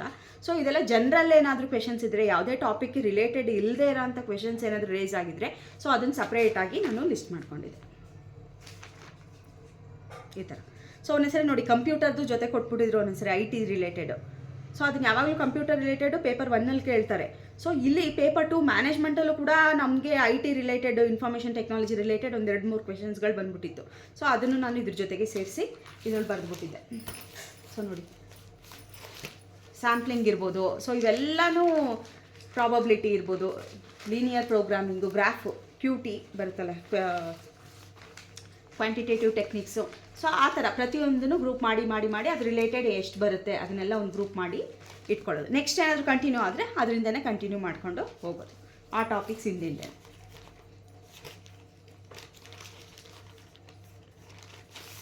ಸೊ ಈ ಥರ ನಾನು ಮಾಡಿದ್ದು ನೋಡಿ. ಇನ್ವೆಂಟ್ರಿ ಕಂಟ್ರೋಲ್ ಇರ್ಬೋದು.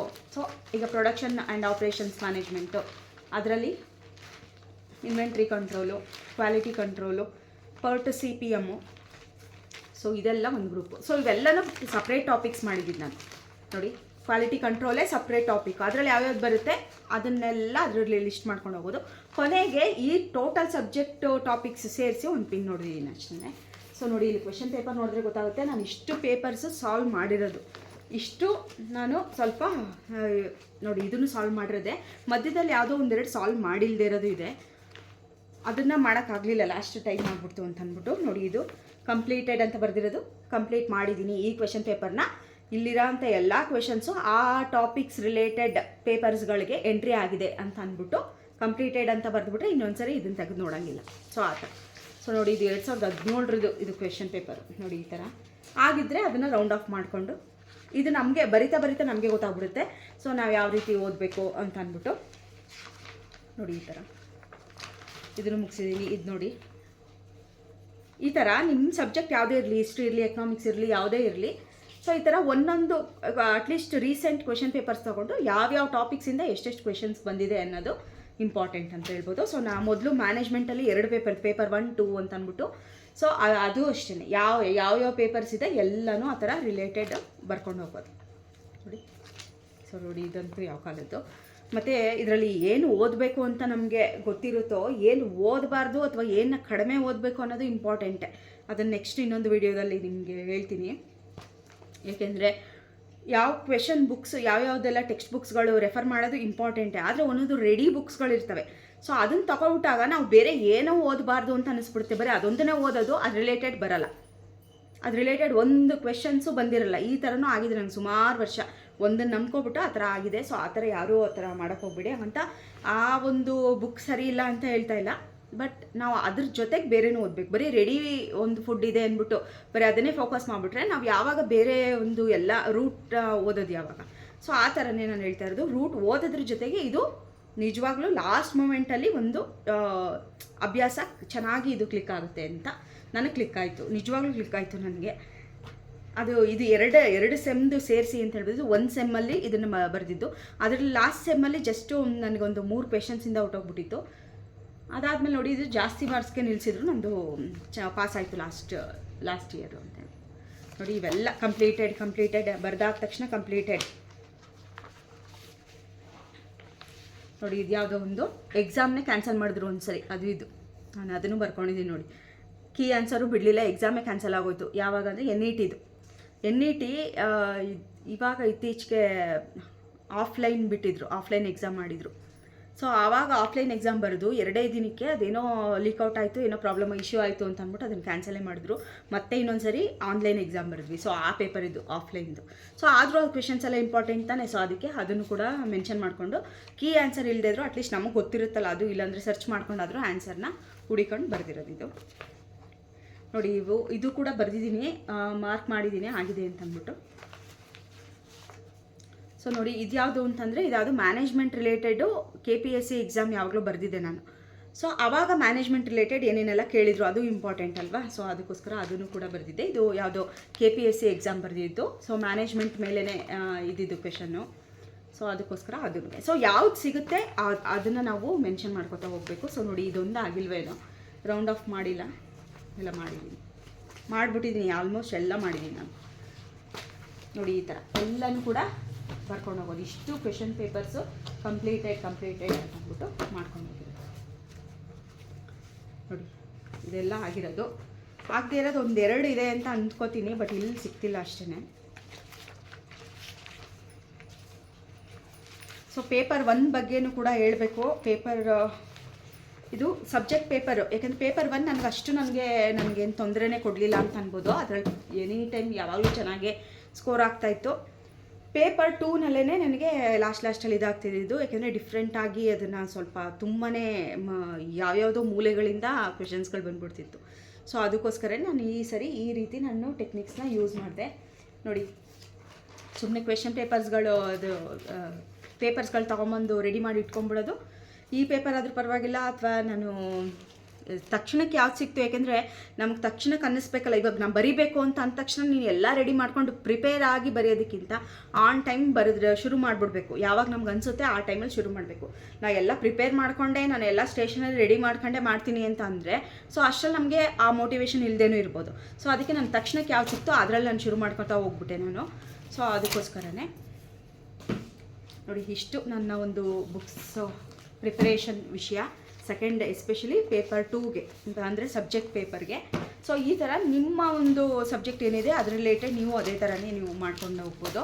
ಸೊ ಇಷ್ಟು ಮಾಡಿದ್ದು ನನ್ನ ಕೈ ಹಿಡಿತು ಅಂತ ಹೇಳ್ಬೋದು. ಬಟ್ ಅಂದರೆ ಪಾಸ್ ಆದೆ ಅನ್ನೋ ಒಂದು ಸ್ಯಾಟಿಸ್ಫ್ಯಾಕ್ಷನ್. ಏನಕ್ಕೆ ಈ ಥರ ಹೇಳ್ತಾ ಇದ್ದೀನಿ ಅಂದರೆ ನೋಡಿ, ನಾವು ಪಾಸಾಗಿ ಆಲ್ಮೋಸ್ಟ್ ಈಗ ಎಷ್ಟೊಂದು ತಿಂಗಳಾಯ್ತಾ ಬಂತು. ಅದರಿಂದ ಅಂತ ಅಂದ್ಬಿಟ್ಟು ಏನು ಗೇನಂತೂ ಅಂದರೆ ನಾವು ಈಗ ಗೆಸ್ಟ್ ಫ್ಯಾಕಲ್ಟಿಯಾಗಿ ವರ್ಕ್ ಮಾಡ್ತಾ ಇರೋದ್ರಿಂದ ಇವಾಗ ನೋಡಿ 2 ಮಂತ್ಸ್ನ ಆಲ್ಮೋಸ್ಟ್ ಇನ್ನೇನೋ 2 ಮಂತ್ಸೇ ಆಗ್ತಾ ಬರ್ತಿದೆ. ನಾವು ಇನ್ನೂ ನಮ್ಮದು ಕೌನ್ಸಿಲಿಂಗ್ ಆಗಿಲ್ಲ. ಸೊ ಏನಕ್ಕೆ ಇದು ಈ ಥರ ವಿಷಯಗಳಿದ್ದಾಗ ನೋಡಿ, ಒಂದೇ ಸರಿ ಕೆಲಸ ಮಾಡ್ತಿರೋ ಡೈರೆಕ್ಟಾಗಿ ಮನೇಲಿ ಕೂತ್ಕೊಂಡ್ಬಿಟ್ರು ಅಂತಂದರೆ ಸೊ ಅವ್ರಿಗೆ ಆಗೋವಂಥ ಸ್ಟ್ರೆಸ್ಸು ನಮ್ಗೆ ಮಾತ್ರ ಗೊತ್ತು. ಮನೇಲಿ ನಮ್ಮ ಗಂಡ ಎಷ್ಟಾದರೂ ದುಡೀಲಿ ಅದು ಬೇರೆ ಪ್ರಶ್ನೆ. ಬಟ್ ನಾವು ದುಡಿತಾ ಇರೋರು ಮನೇಲಿ ಕೂತ್ಕೊಂಡ್ಬಿಟ್ವಿ ಅಂದರೆ ಅದೊಂಥರ ಒಂದು ಮಾನಸಿಕ ಹಿಂಸೆ ಥರನೇ ಆಗಿಬಿಡುತ್ತೆ. ಸೊ ಅದಕ್ಕೋಸ್ಕರ ಎಷ್ಟೊಂದು ಸರಿ ಯಾವ ವಿಡಿಯೋ ಮಾಡೋಕ್ಕೂ ಬೇಡ ಹೋಗುತ್ತೆ ಹಂಗೆ ಅನ್ನಿಸ್ತಾ ಇತ್ತು. ಬಟ್ ನಮ್ಮನೆಯವರು ಇದಕ್ಕೆ ಇಷ್ಟೊಂದೆಲ್ಲ ಕಮೆಂಟ್ಸ್ಗಳು ಬರ್ತಾ ಇದೆಯಲ್ಲ ಈ ಒಂದು ವಿಡಿಯೋಗೆ. ಸೊ ಅವ್ರಿಗೆ ಎಷ್ಟು ಪಾಪ ಅನುಕೂಲ ಆಗುತ್ತೆ. ನಿಮ್ಮ ಈ ಥರ ಕೇಳ್ತಾ ಇದ್ದಾರೆ, ಈ ಥರ ವೀಡಿಯೋ ಮಾಡಿ ಪ್ರಿಪ್ರೇಷನ್ ವೀಡಿಯೋ ಮಾಡಿ ಅಂತ ಕೇಳ್ತಾವ್ರಲ್ಲ. ಸೊ ಅದಕ್ಕೋಸ್ಕರನಾದರೂ ಮಾಡು. ನಮ್ಮ ಮನೆಯವರೇ ಮೊನ್ನೆ ಎಲ್ಲ ಹೇಳಿದ್ರು. ಆಮೇಲೆ ನನಗೂ ಆ ಥರ ಅನ್ನಿಸ್ತು, ಎಷ್ಟು ಅಂತ ಮುಂದಕ್ಕೆ ತಳ್ಳೋದು. ಅಟ್ಲೀಸ್ಟ್ ನಾನು ಹೆಂಗೆ ಪ್ರಿಪೇರ್ ಆಗಿದ್ದೀನಿ, ಏನೋ ನಾನು ಡಿಫ್ರೆಂಟಾಗಿ ಏನೋ ಮಾಡಿದ್ದೀನಿ ಅನ್ನೋದಕ್ಕಿಂತ ನಾನು ಅಟ್ಲೀಸ್ಟ್ ಹೆಂಗೆ ಪ್ರಿಪೇರ್ ಆಗಿದ್ದೀನಿ ಅದನ್ನು ಹೇಳ್ಬಿಡೋಣ ಅಂತ ಅಂದ್ಬಿಟ್ಟು ನಾನು ಇವತ್ತು ಮಾಡೇ ಬಿಡಬೇಕು ವೀಡಿಯೋ ಅಂತ ಅಂದ್ಬಿಟ್ಟು ನಾನು ಮಾಡಿದೆ. ಏಕೆಂದರೆ ಎಲ್ರಿಗೂ ಗೊತ್ತಿರೋಂಗೆ ನಮ್ಮ ಕೆಲಸಗಳ ಮಧ್ಯೆ ನಮ್ಮದು ಇರುತ್ತಲ್ವ ಇಶ್ಯೂಸ್ಗಳು ಅದು ಇದು ಅಂತ ಅಂದ್ಬಿಟ್ಟು. ಸೊ ಅದ್ರ ಮಧ್ಯೆ ಇದನ್ನು ಫೋಕಸ್ ಮಾಡೋಕ್ಕೆ ಆಗ್ತಿರಲಿಲ್ಲ. ನಾನು ನಾರ್ಮಲಾಗಿ ಅಲ್ವಾ ಪ್ರಿಪೇರ್ ಆಗಿರೋದು, ಅದನ್ನೊಂದು ಸರಿ ಏನು ಹೇಳೋದು ಅಂತ ಅನ್ನಿಸ್ತಾಯಿತ್ತು. ಬಟ್ ಕಮೆಂಟ್ಸ್ಗಳು ಪಾಪ ಮಾಡ್ತಾನೇ ಇದ್ದರು, ಪ್ಲೀಸ್ ಅಕ್ಕ ಮಾಡಿ ಅಥವಾ ಕ್ಲಾಸಸ್ ತೊಗೊಳ್ಳಿ ಅಂತೆಲ್ಲ. ಕ್ಲಾಸಸ್ ತೊಗೊಳ್ಳೋ ಅಷ್ಟೇನೇ ಇದು ನನಗೆ ಅಷ್ಟೊಂದು ನಿಜವಾಗ್ಲೂ ನನಗೆ ಟೈಮ್ ಇಲ್ಲ ಕ್ಲಾಸಸ್ ತೊಗೋಬೇಕು ಅಂತಂದರೆ. ಅದಕ್ಕೆ ರಿಲೇಟೆಡ್ ವೀಡಿಯೋಸ್ಗಳೆಲ್ಲ ಅಥವಾ ಯೂಟ್ಯೂಬ್ ಚಾನಲ್ಸ್ಗಳಿದೆ, ನಿಜ ರೆಫರ್ ಮಾಡಿ. ಇದು ನಾನು ಕೂಡ ಎಷ್ಟೊಂದು ಯೂಟ್ಯೂಬ್ ಚಾನಲ್ಸ್ಗಳನ್ನ ನೋಡಿದ್ದೆ. ಬಟ್ ನಾವು ಎಷ್ಟೇ ಚಾನಲ್ಸ್ಗಳು ನೋಡಿದ್ರು, ಎಷ್ಟೇ ಬುಕ್ಸ್ಗಳು ಓದಿದ್ರು, ನಾವು ಯಾವ ರೀತಿ ಓದಬೇಕು ಅಂತ ಅದು ನಮ್ಮ ಮನಸ್ಸಿಂದ ಬರಬೇಕು. ಅದು ಪರ್ಸ್ನಲ್ ಆಗಿ ಓದ್ತಾ ನಮಗೇನೆ ಬಂದ್ಬಿಡುತ್ತೆ, ಅರೆ ಯಾವ ರೀತಿ ಓದಬೇಕು ಏನು ಕತೆ ಅಂತ ಅಂದ್ಬಿಟ್ಟು. ಸೊ ಅದಕ್ಕೇ ಫಸ್ಟು ಎಲ್ಲನೂ ರೆಡಿ ಫುಡ್ಗಿಂತ ಹೆಚ್ಚಾಗಿ ನಾವೇ ಪ್ರಿಪೇರ್ ಮಾಡಿದ್ರೇ ಅದೊಂದು ಸ್ಯಾಟಿಸ್ಫ್ಯಾಕ್ಷನ್ ಇರುತ್ತೆ. ಸೊ ಅದಕ್ಕೇ ನಾನು ಹೇಳ್ತಾ ಇರೋದು, ನಾವೇನು ಪ್ರಿಪೇರ್ ಆದ್ವಿ ಅದನ್ನು ಜಸ್ಟ್ ಹಿಂಟ್ ಕೊಡ್ಬೋದು ಹೊರತು ಅದನ್ನು ನೀವೇ ಕೂತು ಅದನ್ನು ನೀವು ರೆಡಿ ಮಾಡ್ಕೊಂಡ್ರೇ ಒಳ್ಳೆಯದು ಅಂತ. ನೀವೇ ಕೂತು ಓದಿದ್ರೇ ಅದು ಅರ್ಥ ಆಗೋದು ನಿಮಗೆ ಅಂತ. ಏಕೆಂದರೆ ಒಂದು ಟೆಕ್ಸ್ಟ್ ಬುಕ್ಕು ಎಸ್ಪೆಷಲಿ ಅದನ್ನು ಸುಮ್ಮನೆ ತೊಗೊಂಡ್ಬಿಟ್ಟಿದೆ, ನಿಜವಾಗ್ಲೂ ಅದನ್ನು ಸುಮ್ಮನೆ ರೆಫರ್ ಮಾಡ್ತಾನೆ ಇದೆ, ಅದರಿಂದ ಒಂದು ಸರಿನೂ ಕೂಡ ನನಗದು ಹೆಲ್ಪ್ ಆಗಿಲ್ಲ ಅಂತಲೇ ಹೇಳ್ಬೋದು. ಅದೇನು ಯಾವ ರೀತಿ ಅಂದ್ಬಿಟ್ಟು ನೆಕ್ಸ್ಟು ನಾನು ಹೇಳ್ತೀನಿ. ಅದನ್ನು ತೊಗೊಂಡಿರೋರು ಎಲ್ಲರೂ ನನ್ನ ಫ್ರೆಂಡ್ಸ್ಗಳಿರ್ಬೋದು ಎಲ್ಲರೂ ಅದೇ ಕತೆ ಹೇಳ್ತಾ ಇರೋದು. ಏನಕ್ಕೆ ಅಂತಂದರೆ ಅದರಿಂದ ಅಷ್ಟೇ ನಮ್ಗೆ ಉಪಯೋಗನೇ ಆಗಿಲ್ಲ, ಆಮೇಲೆ ತಿರ್ಗಾ ಇನ್ನೊಂದು ಯಾವುದೋ ತಗೊಳ್ಳೋಣ ಅನ್ನೋಷ್ಟರಲ್ಲಿ ಪಾಸೇ ಆಗೋಯ್ತು. ಅದಕ್ಕೆ ರೆಡಿ ಆಗಿರೋ ತೊಗೊಂಡು ಬಾರಿ ಅವ್ರು ಮಾತ್ರ ಹೇಳಿರೋದು ಇದು ಮಾಡೋದಕ್ಕಿಂತ ನಾವೇ ಕೂತ್ಕೊಂಡು ನೋಡಿ, ಇವಾಗ ಹಳೆಯದು ಕ್ವೆಶನ್ ಪೇಪರ್ದು ಸಿಗುತ್ತೆ ನಮಗೆ ಬುಕ್ಕು, ಹಳೇದು ಲಾಸ್ಟ್ ಒಂದು 10 years ಕ್ವೆಶನ್ ಪೇಪರ್ಸು ಬುಕ್ಸ್ಗಳು ಸಿಗುತ್ತೆ. ಆದರೆ ನಾನು ಹೇಳ್ತಾ ಇರೋದೇನು ಅಂತಂದರೆ ಬರೀ ಕ್ವೆಶನ್ ಪೇಪರ್ದು ಸಿಕ್ಬಿಡುತ್ತೆ, ಆದರೆ ಟಾಪಿಕ್ಸ್ ವೈಸ್ ಯಾವ್ಯಾವ ಟಾಪಿಕಲ್ಲಿ ಹೆಂಗೆ ಕೇಳಿದ್ದಾರೆ ಅಂತ ನಾವು ಈ ರೀತಿ ಅದನ್ನು ಸೆಗ್ರಿಗೇಷನ್ ಮಾಡ್ಕೊಂಡು ಹೋದಾಗ ಆ ಟಾಪಿಕ್ ಬಗ್ಗೆ ನಮಗೆ ಒಂದು ಆಳವಾದ ಅಧ್ಯಯನ ಸಿಗುತ್ತೆ ಅಂತ ಹೇಳ್ಬೋದು. ಓಕೆನಾ? ಈ ಥರ ಸಿಕ್ಕಿದಾಗ ಅದ್ರ ರಿಲೇಟೆಡು ಕೂಡ ನಾವು ಓದ್ಕೋಬೇಕು. ಒಂದು ನೀವು ನೆಟ್ಟಲ್ಲಿ ಸರ್ಚ್ ಮಾಡ್ತಿರೋ ಅಥವಾ ಅದು ರಿಲೇಟೆಡ್ ಬುಕ್ ಓದ್ತಿರೋ ಅದು ನಿಮಗೆ ಬಿಟ್ಟಿದ್ದು. ನಾನು ಇದೇ ಸಬ್ಜೆಕ್ಟ್ ಓದ್ತಿರೋದು, ಅದಕ್ಕೇ ನಾವು ಯಾವಾಗಲೂ ಲೆಕ್ಚರರ್ಸ್ಗಳು ಬರೀ ನಮಗೆ ಪ್ರಾಬ್ಲಮ್ ಪೇಪರ್ ತೊಗೊಳಕ್ಕೆ ನಾವು ತುಂಬ ಇಷ್ಟ ನಮಗೆ. ಆದರೆ ಮಧ್ಯದಲ್ಲಿ ಒಂದೊಂದು ಥಿಯರಿ ಪೇಪರ್ಗಳನ್ನ ತೊಗೋಬೇಕು ಅನ್ನೋದು ಇದಕ್ಕೇ. ಥಿಯರಿ ಪೇಪರ್ ತೊಗೊಂಡಾಗ ನಾವು ಅದರಲ್ಲಿ ಓದ್ತಾ ಇರ್ತೀವಿ ಕಂಟಿನ್ಯೂಸ್ ಆಗಿ. ಪ್ರಾಬ್ಲಮ್ ಪೇಪರ್ ಅಂದರೆ ಪ್ರಾಬ್ಲಮ್ ಮಾಡ್ತೀವಿ ಬಿಡ್ತೀವಿ, ಇದ್ರಲ್ಲಿ ಬರೋದೇ ಥಿಯರಿ ಅಲ್ವಾ, ಬೇಸಿಕ್ಸೇ ಬರೋದು ನಮಗೆ. ಸೊ ಆ ಥರ ಇದ್ದಾಗ ಮ್ಯಾನೇಜ್ಮೆಂಟ್ ಇರ್ಬೋದು ಅಥವಾ HRM ಇರ್ಬೋದು, ಯಾವುದಾದ್ರೂ ಒಂದು ಥಿಯರಿ ಪೇಪರ್ ತೊಗೊಂಡು ಅದನ್ನು ಓದ್ತಾ ಇರಬೇಕು ಅಂತ ಹೇಳೋದು. ಸೊ ಆದಷ್ಟು ನಮಗಂತೂ ಬರೀ ಪ್ರಾಬ್ಲಮ್ ಪೇಪರೇ ಸಿಕ್ಕಿರೋದು, ಥಿಯರಿ ತುಂಬಾ ಕಡಿಮೆ ನನಗೆ ಸಿಕ್ಕಿರೋದು. ಸೊ ಅದಕ್ಕೇ ಥಿಯರಿ ಪೇಪರ್ ತೊಗೊಂಡ್ಬಿಟ್ರೆ ನಾವು ಓದ್ತಾ ಇರ್ತೀವಿ, ಅದ್ರ ಬಗ್ಗೆ ಸ್ವಲ್ಪ ನಾವು ನಾಲೆಡ್ಜ್ ಇರುತ್ತೆ, ಪ್ರತಿದಿನ ಟಚಲ್ಲಿ ಇರ್ತೀವಿ ಅಂತ ಅಂದ್ಬಿಟ್ಟು ಅಷ್ಟೇ ಹೇಳ್ತಾ ಇರೋದು. ಸೊ ಅದಕ್ಕೋಸ್ಕರನೇ ನಾನು ಓದುವಾಗ ತೊಗೊಂಡಿದ್ದ ಟೆಕ್ಸ್ಟ್ ಬುಕ್ಸ್ಗಳನ್ನ ನಾನು ಇನ್ನೂ ಇಟ್ಟಿದ್ದೀನಿ. ಸೊ ಅದು ಕೂಡ ನಂಗೆ ತುಂಬಾ ಹೆಲ್ಪ್ ಆಗಿದೆ ಅಂತ ಹೇಳ್ಬೋದು. ಅದು ಯಾವ್ಯಾವ ರೀತಿ ಟೆಕ್ಸ್ಟ್ ಬುಕ್ಸ್ಗಳು ಯಾವ್ಯಾವುದು ನಾನು ರೆಫರ್ ಮಾಡಿದೆ ಬುಕ್ಸ್ಗಳನ್ನ ಅಂತ ನಾನು ನೆಕ್ಸ್ಟ್ ವೀಡಿಯೋದಲ್ಲಿ ನಾನು ಶೇರ್ ಮಾಡ್ತೀನಿ. ಯಾವ್ಯಾವ ಟೆಕ್ಸ್ಟ್ ಬುಕ್ಸ್ ಎಲ್ಲ ಓದೆ ಮತ್ತು ಯಾವುದನ್ನು ಓದಬಾರ್ದು ಅನ್ನೋದಕ್ಕಿಂತ ನನಗೆ ತುಂಬಾ ಅದು ಅದರಿಂದ ಅನಾನುಕೂಲನೇ ಆಯಿತು ಅಂತ ಹೇಳ್ಬೋದು. ಯಾಕೆಂದರೆ ಅದೊಂದು ಇದೆ, ಆ ಬುಕ್ಸ್ ಇದೆ, ಅವು ತೊಗೊಂಬಂದು ಇಟ್ಬಿಟ್ಟೆ, ಎಷ್ಟು ₹1000 ಕೊಟ್ಟು ತೊಗೊಂಬಂದು ಇಟ್ಕೊಂಬಿಟ್ಟೆ. ಪೇಪರ್ 1, 2, 3 ಆವಾಗ 3ನೂ ಇತ್ತಲ್ವ. ಸೊ ಅಷ್ಟನ್ನು ಸುಮ್ಮನೆ ರೆಫರ್ ಮಾಡೋದು, ಅದರಿಂದಂತೂ ಏನೂ ಕೇಳ್ತಿರಲಿಲ್ಲ. ಅದು ಏನಕ್ಕೆ ಆ ಒಂದು ನನಗೆ ಅದಷ್ಟು ನಂಗೆ ಸೂಟೇ ಆಗಲಿಲ್ಲ ಆ ಬುಕ್ಕು. ಸೊ ಆವಾಗಲೇ ನಾನು ಅದನ್ನು ಬುಕ್ಸ್ ಎಲ್ಲನೂ ರೆಡಿ ಬುಕ್ಸ್ ಎಲ್ಲನೂ ಕೂಡ ಆ ಕಡೆ ಸೈಡ್ಗೆ ಇಟ್ಬಿಟ್ಟು ನಾನೇ ಓದೋಣ ಖುದ್ದಾಗಿ ಅಂತ ಅಂದ್ಬಿಟ್ಟು ನಾನು ಓದೋಕ್ಕೆ ಶುರು ಮಾಡಿಬಿಟ್ಟಿದ್ದು ನಾನು. ಸೊ ಟೆಕ್ಸ್ಟ್ ಬುಕ್ಕು ಓದ್ಬಿಟ್ಟು ನೀವು ಮಾರ್ಕ್ ಮಾಡ್ಕೊಂಡು ಮಾಡ್ಬೋದು, ಅದು ತುಂಬಾ ಒಳ್ಳೆಯದು, ಎಲ್ಲದಕ್ಕೆ ಇದಕ್ಕಿಂತ ಒಳ್ಳೆಯದು ಅಂತ ಹೇಳ್ಬೋದು ಟೆಕ್ಸ್ಟ್ ಬುಕ್ನ ರೆಫರ್ ಮಾಡೋದು. ಬಟ್ ಅದನ್ನೇ ನಾವು ವರ್ಷಾನುಗಟ್ಟಲೆ ಸುಮ್ಮನೆ ಓದ್ಕೊಂಡು ಕೂತ್ಕೊಳ್ಳೋದಕ್ಕಿಂತ ನಾವು ಪಾಸ್ ಆಗಬೇಕಲ್ವ ಫಸ್ಟು. ಸೊ ಅದಕ್ಕೋಸ್ಕರ ರೀಸೆಂಟ್ ಕ್ವೆಶನ್ ಪೇಪರ್ಸು ಕೂಡ ನಮಗೆ ಅಷ್ಟೇ ಇಂಪಾರ್ಟೆಂಟ್ ಅಂತ ಹೇಳ್ಬೋದು. ಸೊ ರೀಸೆಂಟಾಗಿ ಯಾವ್ಯಾವ್ದು ಕೇಳಿದ್ದಾರೆ, ಯಾವ್ಯಾವ ಟಾಪಿಕ್ಸ್ ಬಗ್ಗೆ ಜಾಸ್ತಿ ರೇಸ್ ಮಾಡಿದ್ದಾರೆ, ಮತ್ತು ಅಲ್ಲಿ ಟ್ವಿಸ್ಟ್ ಮತ್ತು ಯಾವ ರೀತಿ ಅನಾಲಿಸಿಸ್ ಮಾಡಿ ನೋಡಬೇಕು, ಸೊ ಆ ಥರನೂ ಕ್ವೆಶನ್ಸ್ ಕೇಳಿರ್ತಾರಲ್ವ. ಸೊ ಅದನ್ನು ಎಲ್ಲ ನೋಡ್ಕೋಬೇಕಾಗಿರುತ್ತೆ. ಯಾಕೆಂದರೆ ಬರೀ ಟೆಕ್ಸ್ಟ್ ಬುಕ್ನೇ ಡೀಪಾಗಿ ಓದ್ತಾ ಕೂತ್ಕೊಂಡು ನೀನು ಬೇಕಾದ್ರೆ ಒಂದು ಟಾಪಿಕ್ ಇಟ್ಕೊಂಡ್ರೆ ಅದು 1 ತಿಂಗಳಾದರೂ ಮುಗಿಯೋದ ಅಧ್ಯಾಯನೇ ಆಗಿಬಿಡುತ್ತೆ. ನಾವು ತುಂಬ ಡೀಪಾಗಿ ಹೋಗ್ತೀವಿ ಅಂತಂದರೆ ಅದು ಯಾವುದೇ ಕಾರಣಕ್ಕೂ ಫಿನಿಷ್ ಆಗಲ್ಲ. ಯಾಕೆ ಅಂತಂದರೆ ಒಂದು ಟಾಪಿಕ್ ಹಿಡ್ಕೊಂಡ್ರೆ ಅದರಲ್ಲಿ ಎಷ್ಟು ಥರಗಳಿರ್ತವೆ ಅಂತ ಅಂದ್ಬಿಟ್ಟು ಇನ್ನೂ ಅದಕ್ಕೋಸ್ಕರನೇ ನಾನು ಹೇಳ್ತಾ ಇರೋದು. ಸೊ ಇವಾಗ ಸ್ವಲ್ಪ ಯುದ್ಧ ಕಾಲದಲ್ಲಿ ಇದ್ದೀವಿ ಅಂತಂದಾಗ ಆವಾಗ ನಾವು ಸ್ವಲ್ಪ ಹಾರ್ಡ್ ವರ್ಕ್ ಮಾಡೋದನ್ನು ಮೊದಲಿಂದ ಹಾರ್ಡ್ ವರ್ಕ್ ಮಾಡಿರಿ, ಬಟ್ ಈ ಟೈಮಲ್ಲಿ ಸ್ವಲ್ಪ ಸ್ಮಾರ್ಟ್ ವರ್ಕ್ ಮಾಡೋದು ಕೂಡ ಇಂಪಾರ್ಟೆಂಟು. ಸ್ಮಾರ್ಟ್ ವರ್ಕು ನಿಜವಾಗ್ಲೂ ತುಂಬ ಇಂಪಾರ್ಟೆಂಟ್. ಬರೀ ಸ್ಮಾರ್ಟ್ ವರ್ಕ್ ಮಾಡ್ಕೊಂಡೇ ಕೂತ್ಕೋಬಾರ್ದು. ಮೊದಲು ಹಾರ್ಡ್ ವರ್ಕ್ ಮಾಡಿರಬೇಕು ಅಥವಾ ಒಂದು ಲೆವೆಲಲ್ಲಿ ಟಚಲ್ಲಿರಬೇಕು. ಇವಾಗ ಈ ಟೈಮಲ್ಲಿ ಸ್ಮಾರ್ಟಾಗಿ ಹೆಂಗೆ ಹ್ಯಾಂಡಲ್ ಮಾಡಬೇಕು ಅನ್ನೋದನ್ನು ನಾವು ಕಲಿಬೇಕಾಗುತ್ತೆ. ಒಂದ್ಸರಿ ಇದರಲ್ಲಿ ಯಾವುದೋ ಒಂದು ಚಾನಲಲ್ಲಿ ನಾನು ಅದನ್ನು ನೋಡಿದೆ. ಈ ಟಾಪಿಕ್ಗಳು ಬರೀ ಅದನ್ನು 10 ಸೆಕೆಂಡ್ ಶಾರ್ಟ್ಸಲ್ಲಿ ಒಂದು ಹುಡುಗಿ ಹೇಳಿದ್ಲು. ಅದನ್ನು ಯಾವುದೋ ನಾರ್ತ್ ಇಂಡಿಯನ್ ಸೈಡ್ದು ಒಂದು ಹುಡುಗಿ ಸೊ ಆ ಕಡೆದು ಒಂದು ವಿಡಿಯೋ ಅದು. ಸೊ ಆ ವಿಡಿಯೋನಲ್ಲಿ ಈ ಒಂದು ಹಿಂಟ್ ಕೊಟ್ಟಿದ್ಲು. ಸೊ ಅದು ನನ್ನ ತಲೆಯಲ್ಲಿ ಹೋಯ್ತು, ನಿಜ ಅಲ್ವಾ, ಈ ಥರ ಸಬ್ ಟಾಪಿಕ್ಸ್ಗಳನ್ನ ಮಾಡೋದು ಒಳ್ಳೇದಲ್ವ. ಯಾಕಂದ್ರೆ ನಮಗೂ ಏನು ರಾತ್ರಿ ಏನು ಜ್ಞಾನೋದಯ ಏನು ನಮಗೆ ಇದಾಗ್ಬಿಡಲ್ಲ, ಎಲ್ಲಿಂದನೋ ಒಂದು ಕಡೆ ಇನ್ಫಾರ್ಮೇಷನ್ ಬರುತ್ತೆ. ಅದನ್ನು ತೊಗೊಂಡು ನಮ್ಗೆ ಸೂಟ್ ಆಯಿತಾ ಅಂತ ಅಂದ್ಕೊಂಡು ಟ್ರಯಲ್ ಆ್ಯಂಡ್ ಎರರು ಮಾಡಿ ನಿಮ್ಗೆ ಸೆಟ್ ಆದರೆ ನೀವು ಕಂಟಿನ್ಯೂ ಮಾಡಿ. ನಿಮ್ಗೆ ಅದು ಆ ಒಂದು ವಿಧಾನ ನಿಮ್ಗೆ ಸೂಟ್ ಆಗಿಲ್ಲ ಅಂದರೆ ನಿಮ್ಗೆ ಯಾವ ರೀತಿ ಇದಾಗುತ್ತೆ, ನಿಮ್ಗೆ ಯಾವ್ದು ಸೂಟ್ ಆಗುತ್ತೆ ಆ ಒಂದು ಮೆಥಡ್ನೇ ನೀವು ಫಾಲೋ ಮಾಡ್ಬೋದು. ಸೊ ನಾನು ಅದನ್ನು ಬರೀ ಆ ಒಂದು 10 ಸೆಕೆಂಡ್ ಶಾರ್ಟ್ಸಲ್ಲಿ ನೋಡ್ಬಿಟ್ಟು ನಿಜ ಅಲ್ವಾ ಹಿಂಗೆ ಮಾಡ್ಬೋದಲ್ವ ಅಂತ ನನಗೆ ಆವಾಗ ನಿಜವಾಗ್ಲೂ ಫ್ಲ್ಯಾಶ್ ಆಗಿದ್ದು ಅಂತ ಹೇಳ್ಬೋದು. ಅಲ್ಲೂ ಕಮೆಂಟ್ಸ್ಗಳು ಯಾವ ರೀತಿ ಕಮೆಂಟ್ಸ್ ಅಂದರೆ, ನೀವು ಹೆಂಗೆ ಅದನ್ನು ರೆಡಿ ಮಾಡಿದರೆ ಆ ಒಂದು ನೋಟ್ಸ್ನ ಕೊಡಿ, ಎಷ್ಟು ದುಡ್ಡಾದರೂ ಕೊಡ್ತೀವಿ ಅಂತ ಅಂದ್ಬಿಟ್ಟು ಅದಕ್ಕೂ ಕಮೆಂಟ್ಸ್ ಹಾಕಿದ್ರು ನೋಡಿ.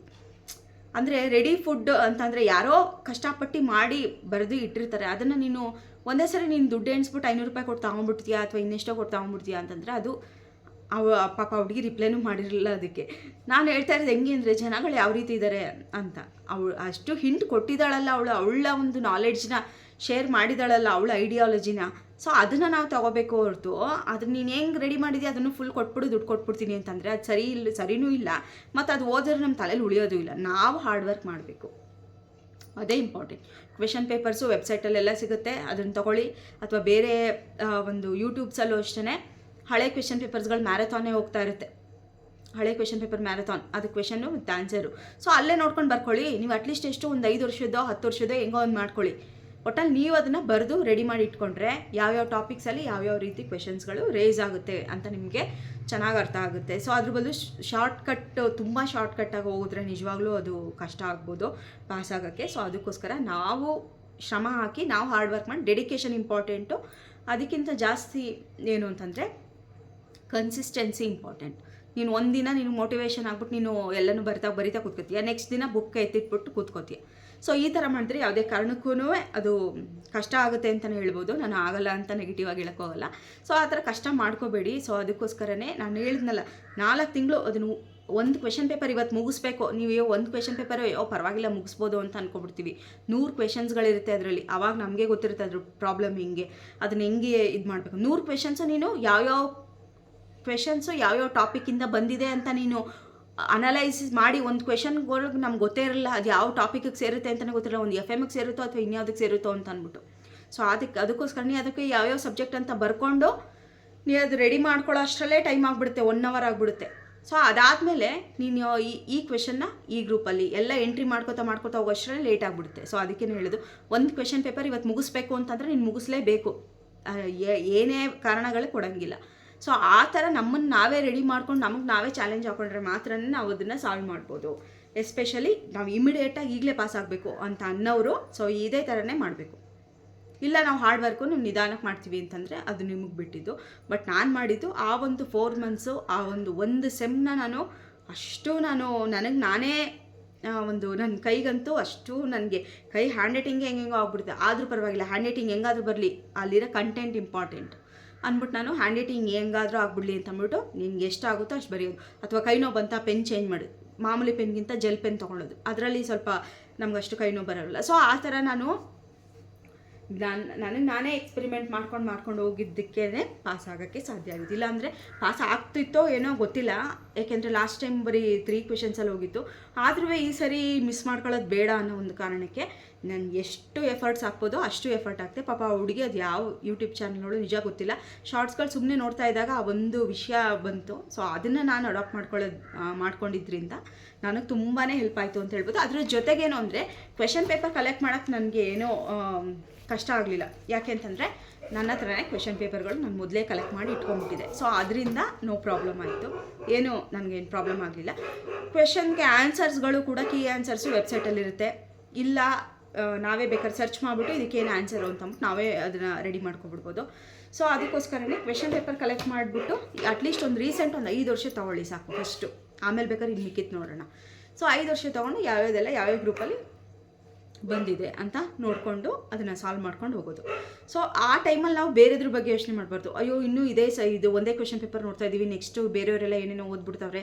ಸೊ ಆ ಥರ ಎಲ್ಲ ಅಂದ್ಕೊಳಕ್ಕೆ ಹೋಗ್ಬಾರ್ದು. ನಾವು ಇವಾಗ ಏನು ಡೆಡಿಕೇಶನ್ ಆಗಿ ಏನು ಮಾಡೋಕ್ಕೆ ನಿಂತಿದ್ದೀವಿ, ಸೊ ಅದಕ್ಕೆ ಮೇಲೆ ಮಾತ್ರ ಫೋಕಸ್ ಮಾಡಬೇಕು. ಈ ಒಂದು ಕ್ವೆಶನ್ ಪೇಪರ್ ಮುಗಿಸಿದ್ವಿ, ನಾಳೆ ಇನ್ನೊಂದು, ನಾಳಿದ್ದು ಆವಾಗ ನಮಗೆ ಒಂದು ವಾರದಲ್ಲಿ ನಾವು ಮಿನಿಮಮ್ ಅಂದ್ರೆ 5 ರಿಂದ 7 ಕ್ವೆಶನ್ ಪೇಪರ್ಸ್ಗಳು ಮುಗಿಸ್ಬಿಡ್ತೀವಿ. ಮನ್ಸು ಡೆಡಿಕೇಶನ್ ಕೊಟ್ಟು ನಾವು ಓದಕ್ಕೆ ನಿಂತ್ಕೊಂಡ್ರೆ ಸೊ ಆವಾಗ ಆ ಥರ ನಾವು ಅದನ್ನು ಫಿನಿಷ್ ಮಾಡಿಬಿಡ್ಬೋದು ಅಂತ ಹೇಳ್ಬೋದು. ಸೊ ಅದಕ್ಕೋಸ್ಕರನೇ ನನಗಿವತ್ತು ನಿಜವಾಗ್ಲೂ ಮಾಡಲೇಬೇಕು ಅಂತ ಅಂದ್ಬಿಟ್ಟು ಇವತ್ತು ಇನ್ನೇನೋ ವಿಷಯಗಳನ್ನ ನಾನು ಗಮನ ಕೊಡೋಕ್ಕೆ ಹೋಗಲಿಲ್ಲ, ಡೈರೆಕ್ಟಾಗಿ ನಾನು ವಿಡಿಯೋ ಮಾಡೋಣ ಅಂದ್ಬಿಟ್ಟು ಬಂದ್ಬಿಟ್ಟೆ. ಸೊ ಇದಾಗಿತ್ತು ಗೈಸ್ ಇವತ್ತಿನ ನನ್ನ ಒಂದು ಪ್ರಿಪ್ರೇಷನ್ ವ್ಲಾಗ್. ಎಷ್ಟು ನಾನು ಇದನ್ನೆಲ್ಲ ಬರೆಯೋಕ್ಕೆ ಎಷ್ಟು ಕಷ್ಟಪಟ್ಟು ರಾತ್ರಿ ಬೆಳಗ್ಗೆ ಅನ್ನೋದಲ್ಲದೆ ಬರೆದಿದ್ದೀನಿ. ಸೊ ಈ ಥರ ಕ್ವೆಶನ್ ಪೇಪರ್ ಕಲೆಕ್ಟ್ ಮಾಡಿ ನೀವೇ ಅದನ್ನು ಸಪ್ರೇಟಾಗಿ ಟಾಪಿಕ್ಸ್ ವೈಸ್ ಮಾಡ್ತಾ ಹೋಗಿ. ಸೊ ಆವಾಗ ನಮಗೂ ಕೂಡ ಒಂದು ನೆನಪಿರುತ್ತೆ, ಅಥವಾ ಈ ಕ್ವೆಶನ್ ಬರೆದಿದ್ದೆ, ಅಥವಾ ಈ ಕ್ವೆಶನಲ್ಲಿ ಇಷ್ಟೊಂದೆಲ್ಲ ನಮಗೆ ಟಾಪಿಕ್ಸ್ಗಳು, ಈ ಒಂದು ಟಾಪಿಕ್ಸಲ್ಲಿ ಇಷ್ಟು ಕ್ವೆಶನ್ಸ್ ಇತ್ತು ಅನ್ನೋಂಥ ಗೊತ್ತಾಗುತ್ತೆ ನಮಗೆ. ಅದ್ರ ಬದಲು ತುಂಬ ಶಾರ್ಟ್ಕಟ್ ಮಾಡಿಕೊಂಡು ಯಾರೋ ರೆಡಿಮೇಡ್ ಕೊಟ್ಟಿದ್ದಾರೆ ಬುಕ್ಕು ಅದು ಮಾತ್ರ ಓದ್ಕೋತೀನಿ ಅಂತಂದರೆ ಅದಷ್ಟು ಚೆನ್ನಾಗಿ ನಮ್ಮ ತಲೆಯಲ್ಲಿ ಉಳಿಯಲ್ಲ ಅನ್ನೋದು ನನ್ನ ಒಂದು ಒಪಿನಿಯನ್ನು. ಆ ರೆಡಿಮೇಡ್ ಬುಕ್ನೇ ನೀವು ಬೇರೆದಕ್ಕೆ ಹೋಲ್ ಒಂದು ಟಾಪಿಕ್ಸ್ಗೆ ಅಂತ ಇರುತ್ತಲ್ಲ ಅಂಥ ಬುಕ್ ತೊಗೊಳ್ಳಿ. ಕ್ವೆಶನ್ ಪೇಪರ್ದು ಬೇಕು ಅಂದರೆ ತೊಗೊಂಡು ನೀವು ಅದನ್ನು ಅಕಸ್ಮಾತ್ ಕ್ವೆಶನ್ ಪೇಪರ್ ಸಿಗದೇ ಇದ್ದವ್ರಿಗೆ ಹೇಳ್ತಾ ಇರೋದು, ಕ್ವೆಶನ್ ಪೇಪರ್ ನಮ್ಗೆ ಸಿಗಲಿಲ್ಲ ಅಂತಂದರೆ ಹಳೆ ಕ್ವೆಶನ್ ಬ್ಯಾಂಕ್ಸ್ಗಳು ಅಥವಾ ಹಳೆ ಕ್ವೆಶನ್ ಪೇಪರ್ ವಿತ್ ಆನ್ಸರ್ಸು ಸಿಗುತ್ತೆ. ಅದನ್ನಾದರೂ ತೊಗೊಂಡು ನೀವು ಈ ಥರ ಅದನ್ನು ಸಪ್ರೇಟಾಗಿ ಟಾಪಿಕ್ಸ್ ವೈಸ್ ಮಾಡಿಕೊಂಡ್ರೆ ಅವಾಗ ನಿಮಗೆ ಗೊತ್ತಾಗುತ್ತೆ. ಬೇಕಾದ್ರೆ ಒಬ್ಬೊಬ್ಬರು ಹಂಗೇನಕ್ಕೆ ಕ್ವೆಶನ್ ಪೇಪರಲ್ಲೇ ಮಾರ್ಕ್ ಮಾಡ್ಕೊಂಬಿಟ್ಟು ನೋಡೋದ ಅಂತಂದರೆ ಒಂದು ಕ್ವೆಶನ್ ಪೇಪರ್ ಇಲ್ಲಿ ನೋಡ್ತೀಯ, ಇನ್ನೊಂದು ಕ್ವೆಶನ್ ಪೇಪರು 10ನೇ ಕ್ವೆಶನ್ ಪೇಪರಲ್ಲಿ ಇರುತ್ತೆ. ಕಮ್ಯುನಿಕೇಷನ್ ರಿಲೇಟೆಡ್ ಎಷ್ಟು ಕ್ವೆಶನ್ಗಳಿದೆ 10 ವರ್ಷದಲ್ಲಿ ಅಂದರೆ ನಿನ್ನ ಪೇಜ್ಗಳನ್ನ ತಿರುಗಿಸೋ ಅಷ್ಟರಲ್ಲೇ ಟೈಮ್ ಆಗಿಬಿಡುತ್ತೆ ನಮಗೆ. ಸೊ ಅದಕ್ಕೋಸ್ಕರನೇ ಒಂದ್ಸರಿ ನೀವು ಕರೆಕ್ಟಾಗಿ ನೀವು ಓದೋಕ್ಕೆ ಅಂತ ಕೂತ್ಕೊಬಿಟ್ರೆ ಸೊ ಆವಾಗ ನಮಗೆ ಯಾವ್ಯಾವ ಟಾಪಿಕ್ಸಲ್ಲಿ ಎಷ್ಟೆಷ್ಟು ಕ್ವೆಶನ್ಸ್ ಬಂದಿದೆ ಅಂತ ನಾವೇ ಲಿಸ್ಟ್ ಮಾಡಿಬಿಟ್ರೆ ಆಮೇಲೆ ನಾವು ಆ ಒಂದು ಟಾಪಿಕ್ನ ಆ ಒಂದು ಬುಕ್ ಬರೆದು ಮುಚ್ಚಿಟ್ಬಿಡೋದಲ್ಲ, ಆ ಟಾಪಿಕ್ನ ಮತ್ತೆ ಓದಕ್ಕೆ ತಗೋತೀವಲ್ಲ, ರಿವೈಸ್ ಮಾಡ್ತೀವಲ್ಲ, ದಿನ ರಿವೈಸ್ ಮಾಡಬೇಕು. ದಿನ ರಿವೈಸ್ ಮಾಡುವಾಗ ಗೊತ್ತಾಗುತ್ತೆ ಎಷ್ಟು ಕ್ವೆಶನ್ಸ್ ಬಂದಿದೆ ಈ ಪ್ರಾಬ್ಲಮ್ ಈ ಒಂದು ಟಾಪಿಕಲ್ಲಿ ಅಂತ ನಮಗೆ ಗೊತ್ತಾಗ್ತಾ ಹೋಗುತ್ತೆ. ನೆಕ್ಸ್ಟ್ ಇನ್ಯಾವುದು ಓದಬೇಕು ಅದು ರಿಲೇಟೆಡು.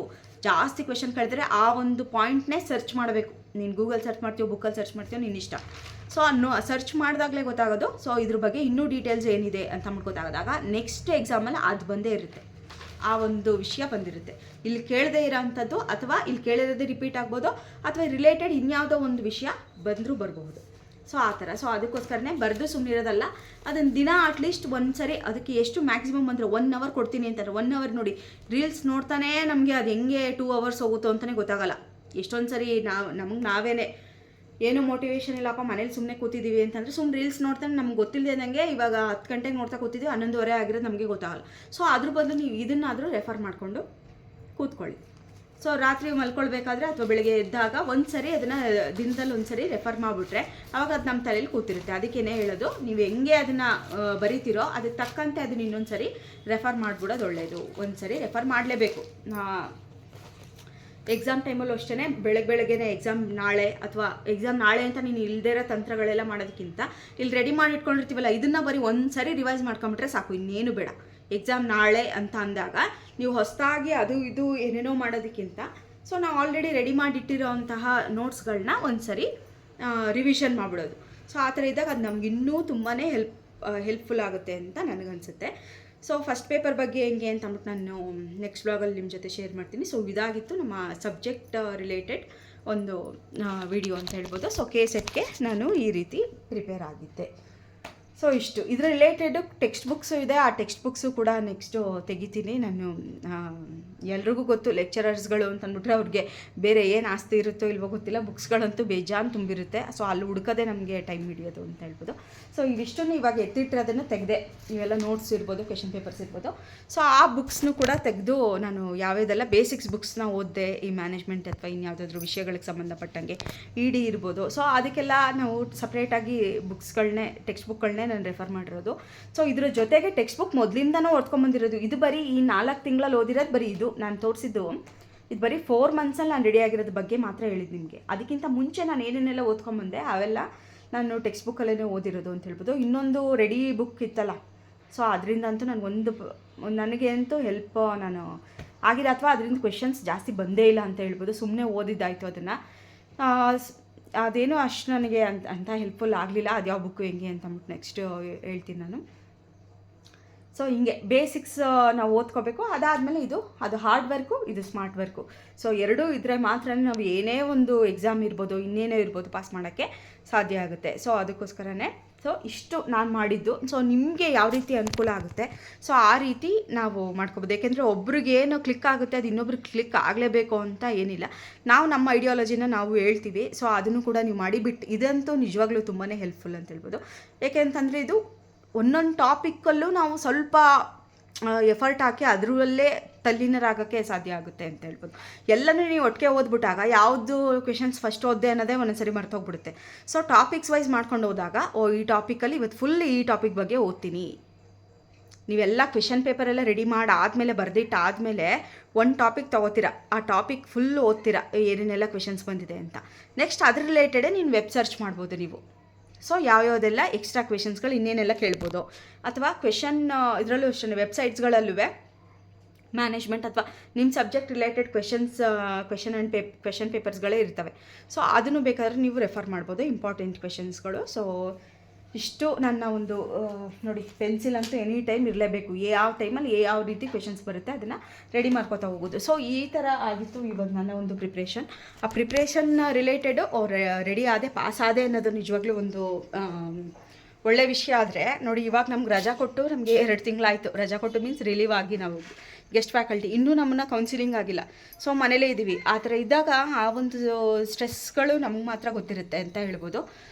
ಸೊ ಆ ಥರ ಆಗಿತ್ತು. ಅದಕ್ಕೋಸ್ಕರ ನಾನು ಏನು ವೀಡಿಯೋ ಮಾಡೋಕ್ಕಾಗಲಿಲ್ಲ. ಅಯ್ಯೋ ಹೋಗತ್ತಾಗೆ ಅಂತ ಅಂದ್ಬಿಟ್ಟು ಸುಮ್ಮನೆ ಆಗ್ಬಿಟ್ಟಿದೆ. ಸೊ ಇವಾಗ ಕಮೆಂಟ್ಸ್ಗಳು ನೋಡಿರೋದ್ರಿಂದ ನಾನು ಮತ್ತೆ ಇದನ್ನು ಕಂಟಿನ್ಯೂ ಮಾಡಿದೆ ಅಂತ ಹೇಳ್ಬೋದು. ಸೊ ಮತ್ತು ಇನ್ನೇನು ಅಂದರೆ, ಇದು ಪಾಸಾಗಿ 6 ತಿಂಗಳು ಮೇಲೆ ಆಯಿತು. ಆದರೂ ಕೂಡ ಇದು ನಾನು ಪಾಸಾದೆ ಅನ್ನೋ ಸಮಾಧಾನ ಅಷ್ಟೇ ಹೊರತು, ಇದು ಪಾಸಾಗಿದ್ದು ಇನ್ನೂ ರಿವೈಸ್ ಆಗೇ ಇಲ್ಲ ನಮಗೆ. ಪಾಸಾದ ತಕ್ಷಣವೇ ಇದು ಕೆಸೆಟ್ ಆಗಿದೆ, ಇದಕ್ಕೆ ಸ್ಯಾಲ್ರಿ ರಿವೈಸ್ ಮಾಡಬೇಕು, ಅದು ಕೂಡ ಏನೂ ಆಗಿಲ್ಲ. ಯಾಕೆಂದರೆ ಇನ್ನೂ ನಮ್ಮ ಕೌನ್ಸಿಲಿಂಗ್ ಆಗಿಲ್ವಲ್ಲ. ಈ ಸರಿ ಕೌನ್ಸಿಲಿಂಗ್ ಆದರೆ ನಾನು ಪಾಸಾಗಿರೋದೆಲ್ಲ ಕೌಂಟ್ ಆಗುತ್ತೆ ಅವಾಗ. ಸೊ ಏನೂ ಮಾಡೋಕ್ಕಾಗಲ್ಲ. ನೋಡಿ, ಪಾಸಾದರೂ ಇಲ್ಲಿ ನನಗೆ ಸ್ಯಾಟಿಸ್ಫ್ಯಾಕ್ಷನ್ ಇದೆ, ಬಟ್ ಪ್ರೊಫೆಷ್ನಲಿ ಇದು ಇನ್ನೂ ಕೌಂಟಿಗೆ ಬಂದಿಲ್ಲ ನಮಗೆ. ಸೊ ನೋಡಿ, ಈ ಥರ ಇದೆ ನಮ್ಮ ಪರಿಸ್ಥಿತಿ. ಒಂದೊಂದ್ಸರಿ ಈ ಒಂದು ಲೆಕ್ಚರರ್ ಒಂದು ವಿಷಯಗಳಿಗೆ, ಈ ಒಂದು ಎಸ್ಪೆಷಲಿ ಈ ಫೀಲ್ಡ್ಗೆ ಎಂಟ್ರಿ ಆಗಿಬಿಟ್ರೆ ನೆಕ್ಸ್ಟು ಹೊರಗಡೆ ಬರೋಂಗೂ ಇಲ್ಲ, ಆ ಥರ ಆಗಿಬಿಡುತ್ತೆ. ಈ ಫೀಲ್ಡಲ್ಲಿ ಬಂದವ್ರಿಗೆ ಗೊತ್ತಿರುತ್ತೆ. ಅದು ಒಂದು ಸರಿ ಇದು ಟಚ್ ಆಗಿಬಿಟ್ರೆ ಈ ಒಂದು ಫೀಲ್ಡು, ನೆಕ್ಸ್ಟ್ ಇದರಿಂದ ಹಿಂದೆ ಬರೋದಂತೂ ತುಂಬಾ ಕಷ್ಟ ಅಂತ ಹೇಳ್ಬೋದು. ಸೊ ಆ ಥರ ಆಗಿದೆ. ಸೊ ನೋಡೋಣ, ದೇವರು ಎಲ್ಲಿ ಕರ್ಕೊಂಡು ಹೋಗ್ತಾನೋ, ಯಾವ ರೀತಿ ದಾರಿ ತೋರಿಸ್ತಾನೋ ಅಂತ ಅಂದ್ಬಿಟ್ಟು. ಸೊ ನನಗೇನಿಲ್ಲ, ಈ ಒಂದು ಪ್ರೊಫೆಷನ್ನೇ ಇಷ್ಟ ನನಗೆ ಹೇಳಬೇಕು ಅಂತಂದರೆ. ಯಾಕೆಂದರೆ ಅಟ್ಲೀಸ್ಟ್ ಒಂದು ಪಾರ್ಟ್ ಟೈಮಲ್ಲಾದ್ರೂ ನಾವು ಒಟ್ನಲ್ಲಿ ಈ ಒಂದು ನಮ್ಗೆ ಗೊತ್ತಿರೋವಂಥ ವಿದ್ಯೆನ ಇನ್ನೊಬ್ರಿಗೆ ಹೇಳ್ಕೊಡ್ತಾ ಇದ್ದೀವಲ್ಲ. ಸೊ ಅಟ್ಲೀಸ್ಟ್ ಪಾರ್ಟ್ ಟೈಮಲ್ಲಾದರೂ ಈ ಒಂದು ಕೆಲಸ ಮಾಡ್ಕೊಂಡು ಹೋಗಬೇಕು ಅಂತ. ಸೊ ನೋಡೋಣ, ಬೇಸಿಕಲಿ ನನಗೆ ಒಂದು ಬಿಸ್ನೆಸ್ ಏನಾದರೂ ಶುರು ಮಾಡಬೇಕು ಅಂತ ನನ್ನ ಇಷ್ಟ. ಸೊ ನೋಡೋದು ಏನಾಗುತ್ತೋ ಅಂತ ಅಂದ್ಬಿಟ್ಟು ಆ ದೇವ್ರು ಏನು ದಾರಿ ತೋರಿಸ್ತಾನೋ ಅಂದ್ಬಿಟ್ಟು, ಅದಕ್ಕೋಸ್ಕರನೇ ನಾನು ಈ ಮ್ಯಾನೇಜ್ಮೆಂಟ್ ಅನ್ನೋ ಸಬ್ಜೆಕ್ಟ್ನ ಚೂಸ್ ಮಾಡ್ಕೊಂಡಿದ್ದು. ಸೊ ನೋಡೋಣ, ನೆಕ್ಸ್ಟ್ ವ್ಲಾಗಲ್ಲಿ ಮೀಟ್ ಮಾಡೋಣ ಗೈಸ್. ನನ್ನ ಚಾನಲ್ಗೆ ಸಬ್ಸ್ಕ್ರೈಬ್ ಆಗದಿದ್ರು ಪ್ಲೀಸ್ ಸಬ್ಸ್ಕ್ರೈಬ್ ಆಗಿ. ನೋಡಿ, ನಮಗೆಲ್ಲ ಆಗ್ತಾನೂ ಇಲ್ಲ, ಎಷ್ಟು ಸ್ವೆಟ್ ಆಗ್ತಿದ್ದೀನಿ ಅಂತ ಅಂದ್ಬಿಟ್ಟು. ಯಾಕೆಂದರೆ ಒಂದ್ಸರಿ ಹೆಲ್ತ್ ಇಶ್ಯೂಸ್ಗಳು ಆ ಥರ ಇರುತ್ತೆ, ಎಲ್ಲನೂ ಶೇರ್ ಮಾಡೋಕ್ಕಾಗಲ್ಲ. ಸೊ ನೀವು ಪದೇ ಕಮೆಂಟ್ ಮಾಡಿ ಈ ಥರ ವೀಡಿಯೋ ಮಾಡಿ ಅಕ್ಕ, ಹಂಗೆ ಮಾಡಿ ಅಕ್ಕ ಅಂತ ಹೇಳ್ತಾ ಇದ್ರಲ್ಲ. ಸೊ ಅದಕ್ಕೋಸ್ಕರನೇ ನಾನು ವೀಡಿಯೋ ಮಾಡೇ ಬಿಡೋದ ಅಂತ ಅಂದ್ಬಿಟ್ಟು ಮಾಡಿದೆ. ಇಲ್ಲ ಅಂತಂದರೆ ಏನಾಗುತ್ತೆ ಅಂದರೆ ನಮಗೂ ಒಂಥರ ಗಿಲ್ಟು, ಅಯ್ಯೋ ಈ ವಿಡಿಯೋ ಮಾಡಲೇ ಇಲ್ವಲ್ಲ ಪಾಪ, ಇನ್ನೇನು ನೆಕ್ಸ್ಟ್ ಎಕ್ಸಾಮ್ ಇನ್ನೇನೋ ಕಾಲೇ ಆಗೋಯ್ತು. ಸೊ ಆದ್ರೂ ನಾವು ಇನ್ನೂ ಮಾಡಲೇ ಇಲ್ವಲ್ಲ ಅಂದ್ಬಿಟ್ಟು ಒಂದೊಂದ್ಸರಿ ನಮ್ಮ ಮೇಲೆ ನಮಗೇ ಬೇಜಾರಾಗ್ಬಿಟ್ಟಿರುತ್ತೆ. ಸೊ ಅದಕ್ಕೋಸ್ಕರನೇ ನಾನು ಇವಾಗ ಈ ವಿಡಿಯೋ ಮಾಡೇ ಬಿಡೋಣ ಅಂತ ಅಂದ್ಬಿಟ್ಟು ಮಾಡಿದೆ. ಎಷ್ಟು ಜನಕ್ಕೆ ಹೆಲ್ಪ್ ಆಗುತ್ತೋ ಗೊತ್ತಿಲ್ಲ. ಆದಷ್ಟು ನಿಮಗೆ ಯಾವ ರೀತಿ ಟ್ರಿಕ್ಸ್ ಗೊತ್ತಿದೆ ಅದನ್ನು ಕೂಡ ನೀವು ಶೇರ್ ಮಾಡಿ ಬೇರೆಯವ್ರ ಜೊತೆಗೆ. ಯಾಕೆಂದರೆ ಒಂದು ನಮ್ಗೆ ಗೊತ್ತಿರೋವಂಥ ನಾಲೆಡ್ಜ್ನ ಇನ್ನೊಬ್ರ ಜೊತೆ ಶೇರ್ ಮಾಡಿದ್ರೆ ಜಾಸ್ತಿ ಆಗುತ್ತೋ ಹೊರತು ಕಡಿಮೆ ಅಂತೂ ಆಗೋಲ್ಲ ಅಂತ. ಶೇರ್ ಮಾಡ್ತೀವಿ ಅಂತ ಅಂದ್ಬಿಟ್ಟು ನಾವು ತುಂಬಾ ಹಾರ್ಡ್ ವರ್ಕ್ ಮಾಡಿ ಏನೋ ಒಂದು ನೋಟ್ಸ್ಗಳು ಏನೇನೋ ರೆಡಿ ಮಾಡಿರ್ತೀವಿ, ಅದನ್ನು ಕೊಡೋದು ಅಥವಾ ಅದನ್ನು ಇದು ಮಾಡೋದು, ಅದು ನನಗೆ ಪರ್ಸ್ನಲಿ ಅಂದರೆ ನಾವೇ ಮಾಡಿದ್ರೆ ಅದು ಸ್ಯಾಟಿಸ್ಫ್ಯಾಕ್ಷನ್, ನಾವೇ ರೆಡಿ ಮಾಡ್ಕೊಂಡ್ರೆ ಅಂತ ನಾವು ಹೇಳ್ಬೋದು. ಸೊ ಇದಾಗಿತ್ತು ಗೈಸ್ ಇವತ್ತಿನ ಒಂದು ಬ್ಲಾಗ್. ನನ್ನ ಚಾನಲ್ನ ಸಬ್ಸ್ಕ್ರೈಬ್ ಮಾಡಿದ್ರು ಪ್ಲೀಸ್ ಸಬ್ಸ್ಕ್ರೈಬ್ ಮಾಡಿ. ನೆಕ್ಸ್ಟು ನಾನು ಯಾವ್ಯಾವುದೆಲ್ಲ ಟಾಪಿಕ್ ಅಥವಾ ಯಾವ್ಯಾವುದೆಲ್ಲ ಬುಕ್ಸು ಓದಿದೆ, ಸೊ ಅದನ್ನು ನಾನು ನಿಮ್ಮ ಜೊತೆ ಶೇರ್ ಮಾಡ್ತೀನಿ. ಅದಾದಮೇಲೆ ಫಸ್ಟ್ ಪೇಪರ್ 1ನಲ್ಲಿ ಯಾವ ರೀತಿ ಪ್ರಿಪೇರ್ ಆಗಿದೆ ಅದನ್ನು ನಿಮ್ಮ ಜೊತೆ ಶೇರ್ ಮಾಡ್ತೀನಿ ಗೈಸ್. ಬಾಯ್, ಟೇಕ್ ಕೇರ್. ಸಬ್ಸ್ಕ್ರೈಬ್ ಮಾಡಿ ನನ್ನ ಚಾನಲ್ಗೆ.